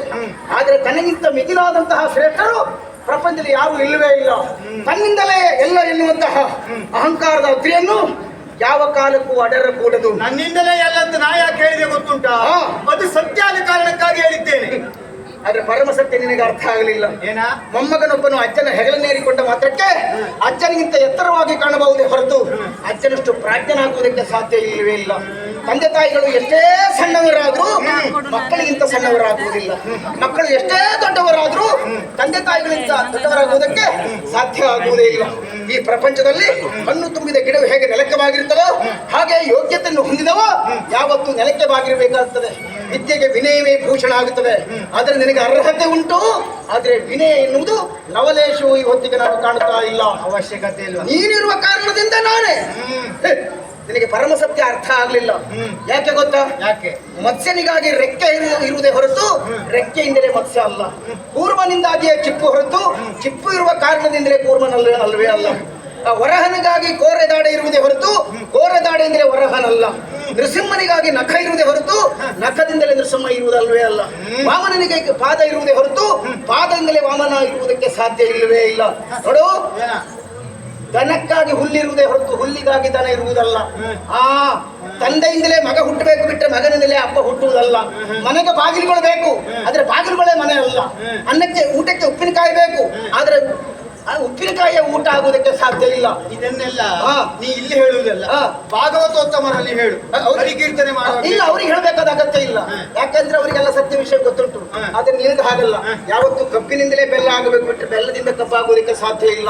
ಸುದರ್ಶನ, ಸೊನ್ನೆ ಮುಂದೆ ಸೊನ್ನೆಯನ್ನು ಎಷ್ಟೇ ಬರೆಯುತ್ತಾ ಹೋದ್ರು ಆ ಸೊನ್ನೆಗೆ ಲವಲೇಶು ಬೆಲೆ ಎನ್ನುವುದಿರುವುದಿಲ್ಲ. ಆ ಸೊನ್ನೆ ಎಡಗಡೆಯಲ್ಲಿ ಸನ್ನೆಯಾಗಿ ಒಂದು ಅಂಕೆಯ ಸಂಖ್ಯೆ ಎನ್ನುವುದು ಬೇಕಾಗ್ತದೆ. ಆಗ ಪ್ರತಿಯೊಂದು ಸೊನ್ನೆಗೂ ಸಹ ಅದರ ವ್ಯಾಪ್ತಿ ಹೆಚ್ಚಾಗ್ತಾ ಹೋಗುತ್ತದೆ, ಸ್ಥಾನ ಹೆಚ್ಚಾಗ್ತಾ ಹೋಗುತ್ತದೆ.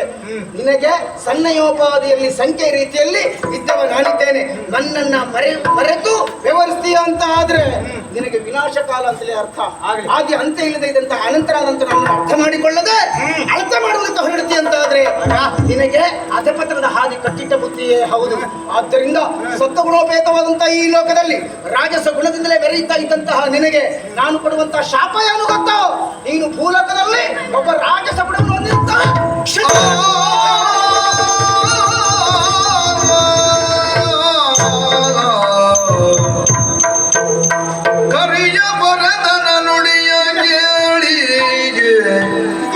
ಕರಿಯ ಪೊರೆದನ ನುಡಿಯ ಕೇಳಿ ಸುದರ್ಶನಗೆ ಸುಜ್ಞಾನ ಮೂಡಲು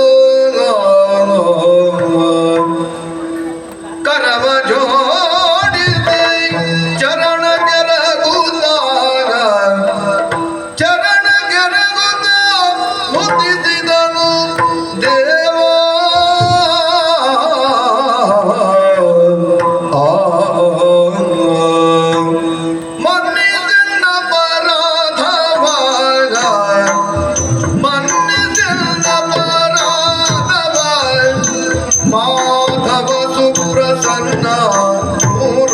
ಕೇಶವ ಮಾಧವ ಸುಪ್ರಸನ್ನ ಮೂರುತಿ ಕೇಶವ ಮಾಧವ ಕೇಶವ ಮಾಧವ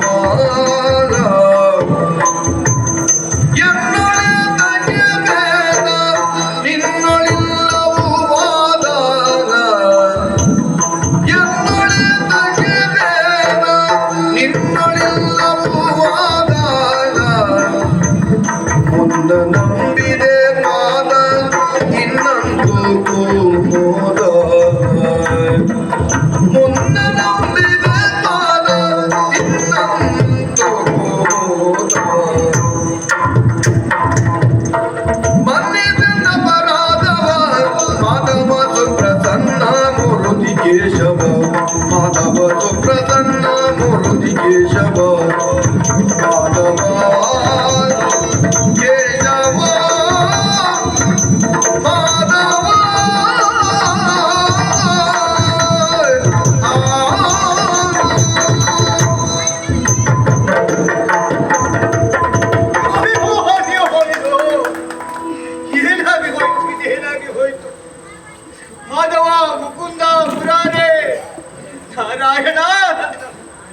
ನಾ ಮಾಡಿದ್ದು ತಪ್ಪಾಗಿ ಹೋಯ್ತು, ತಪ್ಪಾಗಿ ಹೋಯ್ತು. ಸಾರಿ ಸಾರಿ ಸಾರಿ. ನೀನೇ ಹೇಳಿದವನಲ್ವೇ ಸುದರ್ಶನ ಕರವನ್ನ ಏರು ಎಂಬುದಾಗಿ. ಆದ್ರೆ ವಿಪರೀತವಾಗಿರುವಂತಹ ಅಹಂಕಾರ ಅನ್ನುವಂಥದ್ದು ನನ್ನ ಮೈ ಸೇರಿದ ದೆಸೆಯಿಂದಲಾಗಿ ಈಗ ನನ್ನ ಪಾಲಿಗೆ ಶಾಪ ಬಂದಿದ್ದಲ್ಲ. ಹೌದು, ಕೆಟ್ಟ ಮೇಲೆ ಬುದ್ಧಿ ಬರುವುದಲ್ವೇ? ಇಲ್ಲಿಯವರೆಗಾಗಿ ನಿನ್ನಲ್ಲಿಯೋ ಅಥವಾ ತಾಯಿ ಲಕ್ಷ್ಮೀದೇವಿಯಲ್ಲಿಯೋ ನಾ ಅದಟ್ಟನ್ನು ತೋರಿಸಿಬಿಟ್ಟೆ. ಆಡಬಾರದ ವಚನಗಳನ್ನೆಲ್ಲ ನನ್ನ ಬಾಯಿಂದ ಆಡಿಬಿಟ್ಟೆ. ಇಲ್ಲ ದೇವರೇ, ನಾ ಮಾಡಿದ್ದು ಸರ್ವತ ಅಪರಾಧ ಆದದ್ದು ಹೌದು. ಸದಾ ಕಾಲ ನಿನ್ನ ಜೊತೆಗೆ ಇರುವವ ನಾನು. ಆದ್ರೆ ಎಲ್ಲ ತಿಳಿದತ್ತ ನಾ ನಿನ್ನಲ್ಲಿ ಹೇಳಿದ್ದೇನು ಸುದರ್ಶನನಿಂದಲೇ ಶ್ರೀಹರಿ ಎಂಬುದಾಗಿ. ಅಲ್ಲವೇ ಅಲ್ಲ. ತೇನವಿನ ತೃಣಮಪಿನ ಚಲತಿ ಅಂತ ಹೇಳಿದ್ರು. ನಿನ್ನ ಆಜ್ಞೆ ಒಂದು ಇಲ್ಲಂತಾದ್ರೆ ಹುಲ್ಲು ಕಟ್ಟಿಯೂ ಒಲ್ಲಾಡುವುದಿಲ್ಲವಲ್ಲ. ಹಾಗಿದ್ರೆ ನಾ ಏನು? ನೀನೊಂದು ಸಿಂಧು, ನಾನೊಬ್ಬ ಬಿಂದು. ನೀನೇ ಕಲ್ಪ, ನಾನೇ ಅಲ್ಪ. ಈ ಆದಿ ಅಂತ್ಯ ರಹಿತನಾಗಿರುವಂತಹ ನಿನ್ನ ಹಿರಿಮೆಯನ್ನು ತಿಳಿದಿರುವಂತಹ ನಾನು ಈ ರೀತಿಯಾಗಿ ಅಪರಾಧವನ್ನ ಮಾಡಿಬಿಟ್ಟೆ. ಈಗ ನನ್ನ ಪಾಲಿಗೆ ಶಾಪ. ಇಲ್ಲದಿದ್ರೆ ನಿನ್ನನ್ನು ಬಿಟ್ಟು ನಾನಿರಲಾರೆ. ನಾ ಬದುಕುವುದು ಅಸಾಧ್ಯ. ಈ ವೈಕುಂಠವನ್ನು ತೊರೆದು ಭೂಲೋಕದಲ್ಲಿ ಹೋಗಿ ನಾ ಹೇಗೆ ಜೀವಿಸಲಿ, ಈ ಜನ್ಮವನ್ನು ತಾಳಲಿ? ದೇವರೇ, ನನ್ನದ್ದು ಸರ್ವತಾ ಅಪರಾಧ ಆಗಬಹುದು. ಇದಕ್ಕೊಂದು ಹುಸಿ ಶಾಪವನ್ನ ಕೊಡು ದೇವ. ಭಕ್ತ ಚಿಂತಿಸಬೇಡ, ರಥವೀರ್ಯ ಸುತನಾಗಿ ಪ್ರತಿಯೋಜನಿಸು ನೀನು. ಅಗ್ನಿಜನಾಗಿ ಸಮಸ್ತ ವಿದ್ಯೆಯ ಬೋಧಿಸುತ್ತಾ ಉದಯಿಸುವೆನು. ಮಗು ಸುದರ್ಶನ, ಪುರುಷೋತ್ತಮ, ನಿನ್ನ ಮೈ ದವಡಿ ನೇಮರಿಸಿದ್ದೇನೆ, ತಲೆಯನ್ನು ಸವರಿದ್ದೇನೆ. ನಿನ್ನ ಕುರಿತಾದಂತಹ ವಾತ್ಸಲ್ಯವೇ ಅದಕ್ಕೆ ಕಾರಣ ಮಗು. ಈ ಪ್ರಪಂಚದಲ್ಲಿ ಯಾರೇ ಆಗಲಿ ತಾವು ಬೆಳೀತಾ ಇದ್ದೇವೆ ಎನ್ನುವುದವರಿಗೆ ಗೊತ್ತಿರಬೇಕಾಗುತ್ತದೆ. ಮಾತ್ರ ಅಲ್ಲ, ನನ್ನ ಬೆಳವಣಿಗೆಗೆ ಯಾರು ಕಾರಣರು ಎನ್ನುವುದನ್ನು ಸದಾ ಕಾಲವೂ ನೆನಪಿಟ್ಟುಕೊಳ್ಳಬೇಕಾಗುತ್ತದೆ. ಅಹಂಕಾರ ಎನ್ನುವುದು ಯಾರಿಗೂ ಒಳ್ಳೆಯದಲ್ಲ. ಅದರಲ್ಲೂ ಜಾಣನಾದವನು ತಾನು ಮಾಡಿದ ತಪ್ಪಿನಿಂದಲೇ ಪಾಠ ಕಲಿಯುವುದಕ್ಕೆ ಮುಂದಾಗುವುದಲ್ಲ. ನಾವು ಮಾಡಿದ ತಪ್ಪಿನಿಂದಲೇ ಪಾಠ ಕಲಿಯಬೇಕಿದ್ರೆ ಸುದೀರ್ಘವಾದಂತಹ ಆಯಸ್ಸು ಎನ್ನುವುದು ಬೇಕಾಗುತ್ತದೆ. ನಿಜವಾಗಿಯೂ ಮತ್ತೊಬ್ಬರು ಮಾಡಿದ ತಪ್ಪಿನಿಂದ ನಾವು ಪಾಠ ಕಲಿಯಬೇಕಾಗುತ್ತದೆ. ಈಗಾಗಲೇ ಜಯ ವಿಜಯರ ಕಥೆ ಏನಾಗಿ ಹೋಗಿದೆ ಎನ್ನುವುದನ್ನು ತಿಳಿದಿರುತ್ತೋ ನೀನು ಪ್ರಮತ್ತನಾಗಿ ಮೆರೆಯುವುದಕ್ಕೆ ಮುಂದಾದೆ. ಆದ ಕಾರಣದಲ್ಲೇ ಶಬ್ದನಾದೆ. ಈಗ ಅಜ್ಞಾನ ಎಂಬ ಅಂಧಕಾರ ತೊಲಗಿತು. ನಾನು ಯಾರು ಎನ್ನುವುದನ್ನು ಸರಿಯಾಗಿ ಅರ್ಥ ಮಾಡಿಕೊಂಡಿದ್ದೆ. ವಿಷಾಪವನ್ನು ಕೇಳುವುದಕ್ಕೆ ತೊಡಗಿದ್ದೆ. ಮಗು, ಹೀಗಾಗಬೇಕು ಎನ್ನುವುದು ನಿಯತೆ ಹೌದು. ಯಾಕೆಂದ್ರೆ ಇದುವರೆಗೆ ನೀನು ಸತ್ವತ್ವನಾಗಿಯೇ ಕಾಲ ಕಳೆದವ. ಆದ್ರೆ ಈಗ ಮಾತ್ರ ದುರಹಂಕಾರಿಯಾಗಿ ಮೆರೆದೆ. ಸೂರ್ಯನ ಪ್ರಕಾಶ ಎಲ್ಲ ವಸ್ತುಗಳ ಮೇಲೆ ಒಂದೇ ರೀತಿಯಲ್ಲಿ ಬಿದ್ದರೂ ಸಹ ಸೂರ್ಯಕಾಂತ ಶಿಲೆ ಮೇಲೆ ಬಿದ್ದಾಗ ಅದು ಹೆಚ್ಚಾಗಿ ಪ್ರಜ್ವಲನಗೊಳ್ಳುತ್ತದೆ, ಬಿಸಿಯಾಗುತ್ತದೆ. ಅದಕ್ಕೆ ಕಾರಣ ಸೂರ್ಯಕಾಂತ ಶಿಲೆಯಲ್ಲಿರುವಂತಹ ಅಂತಸತ್ವ, ಅಂತ ಗುಣವೇ ಹಾಗೆ. ರಾಜಸ ಗುಣೋಪೇತನಾದಂತಹ ನೀನು ಅಹಂಕಾರಿಯಾಗಿ ಮೆರೆಯುವುದಕ್ಕೆ ಮುಂದಾದೆ. ತತ್ಫಲವಾಗಿ ಕೆಳಗಿಳಿಯಬೇಕಾದಂತಹ ಅನಿವಾರ್ಯತೆ ನಿನಗೆ ಒದಗಿ ಬಂತು. ಆದ್ದರಿಂದಲೇ ಈಗ ಶಾಪ ಕೊಟ್ಟಿದ್ದೇನೆ. ಶಾಪದ ರೀತಿ ನೀವು ಭೂಲೋಕದಲ್ಲಿ ಹುಟ್ಟಬೇಕಾದ ಅನಿವಾರ್ಯವೇ ಹೌದು. ಮಗು, ಯೋಚನೆ ಮಾಡು. ಮಗು ಒಂದು ರಕ್ಷೆ ಹಿಡಿದಾಗ, ಹೆಸರಿನ ಹೊಂಡಲ್ಲಿ ಬಿದ್ದಾಗ ತಾಯಿಯೊಬ್ಬನನ್ನ ಎತ್ತಿ 4 ಪೆಟ್ಟು ಕೊಡ್ತದೆ. ಆದ್ರೂ ಮಗು ಅಳುವುದಕ್ಕೆ ಆರಂಭಿಸಿದಾಗ ಮತ್ತೆ ಅದಕ್ಕೆ ಸ್ನಾನಾದಿ ಕರ್ಮಗಳನ್ನು ಮಾಡಿ ಮತ್ತೆ ಮುದ್ದಿಸುವುದಿಲ್ಲವೇ ಹೇಳು? ತಪ್ಪು ಮಾಡಿದಾಗ ಶಿಕ್ಷೆ ಮಾಡಬೇಕಾದ್ದು ಎಲ್ಲ ತಂದೆ ತಾಯಿಯರ ಕರ್ತವ್ಯ ಹೌದು. ಇಲ್ಲದೆ ಇದ್ರೆ ಮಕ್ಕಳು ಅಧಪತನ ದಾರಿಯನ್ನು ತುಳಿಯುವುದು ಮಾತ್ರ ಅಲ್ಲ, ಲೋಕಕ್ಕೂ ಮಾರಕರಾಗಿ ಬೆಳೆಯುತ್ತಾರೆ. ಆದ್ರೆ ನೀನು ಹೀಗಾಗುವುದಕ್ಕೆ ಕಾರಣ ಏನು ಅಂತ ಯೋಚನೆ ಮಾಡಬೇಕು. ಅದೊಂದು ಸಂಕಲ್ಪವೇ ಹೌದು. ಪ್ರಭು ಋಷಿಯ ಶಾಪವೇ ಕಾರಣವಾಗಿ ಯುಗದಲ್ಲಿ ಬಗೆಯ ರೂಪವನ್ನು ಧರಿಸಬೇಕಾದ ಅನಿವಾರ್ಯತೆ ನನಗೆ ಒದಗಿ ಬಂದಿದೆ. ನಟನಾದವನು ವೇದಿಕೆಯಲ್ಲಿ ಸರಿಯಾಗಿ ನಟಿಸಬೇಕು ಅಂತಾದ್ರೆ ಸುಂದರವಾದಂತಹ ಒಂದು ವೇದಿಕೆ ನಿರ್ಮಾಣ ಆಗಬೇಕೋ ಬೇಡವೋ? ನನ್ನ ಅವತಾರ ಗ್ರಹಣಕ್ಕೆ ಸರಿಯಾದಂತಹ ವೇದಿಕೆ ನಿರ್ಮಾಣ ಆಗಬೇಕು. ಆ ವೇದಿಕೆ ನೀನಾಗಬೇಕು. ಹೇಗೆ ಗೊತ್ತಾ? ಭೂಲೋಕದಲ್ಲಿ ಮಾಹಿಷ್ಮತಿ ಅಧಿಕಾರಿ ಕೃತವೀರ ರಾಕಾವತಿಯರ ಮಗನಾಗಿ ಕರವಿಹೀನನಾಗಿ ನೀನು ಹುಟ್ಟುತ್ತಿ. ಆ ಹೊತ್ತಿಗೆ ಅತ್ರಿ ಅನಸೂಯರ ಮಗನಾಗಿ ಗುರು ದತ್ತಾತ್ರೇಯನಾಗಿ ನಾನೇ ಬರ್ತೇನೆ. ನಿನಗೆ ಬೋಧಿಸಬೇಕಂತ ಎಲ್ಲ ಸದ್ವಿಧಿಯನ್ನು ಬೋಧಿಸ್ತೇನೆ. ಯಾವಾಗ ಬ್ರಹ್ಮ ದ್ವೇಷವನ್ನು ಕಟ್ಟಿಕೊಂಡು ನೀನು ರಾಜಸ ಗುಣೋಪೇತನಾಗಿ ಅಹಂಕಾರಿಯಾಗಿ ಮುಂದುವರಿತೀಯೋ ಅದೇ ಹೊತ್ತಿಗೆ ಜಾಮದಗ್ನಿಯಾಗಿ ಅಂದ್ರೆ ಭಾರ್ಗವರಾಮನಾಗಿ ನಾನೇ ಬಂದು ನಿನ್ನನ್ನು ಕೊಲ್ಲುವುದರ ದ್ವಾರ. ಪ್ರಪಂಚದಲ್ಲಿ ಯಾರು ದುಷ್ಟರಿದ್ದಾರೋ ಮತಾಂತರಾಗಿ ನಡೆಯುತ್ತಾರೋ ಅವರನ್ನೆಲ್ಲ ಕೊಂದು ಧರ್ಮ ಸಂಸ್ಥಾಪನೆ ಮಾಡಬೇಕಾದಂತಹ ಆದರ್ಶ ನನ್ನ ಕಣ್ಣ ಮುಂದಿದೆ. ಅದೊಂದು ವೇದಿಕೆ ಈಗ ನಿರ್ಮಾಣ ಆಯಿತು. 1000 ಅರೆಯನ್ನು ಹೊಂದಂತಹ ನೀನು ಮೊದಲು ಕರವಿಹೀನಾಗಿ ಹುಟ್ಟಿದ್ರು ಸಹ ಆಮೇಲೆ 1000 ಕರವನ್ನು ಹೊಂದುವಂತಹ ಕಾರ್ತವೀರನಾಗಿ ಹುಟ್ಟುವಂತಹ ಅವಕಾಶ ನನಗೆ ಒದಗಿ ಬಂದಿದೆ. ಆ ಬಳಿಕ ನಾನೇ ಬಂದು ಈ ಸ್ಥಾನವನ್ನು ಕಲ್ಪಿಸಿಕೊಡ್ತೇನೆ. ಹೋಗು ಮಗು. ಆಗಲಿ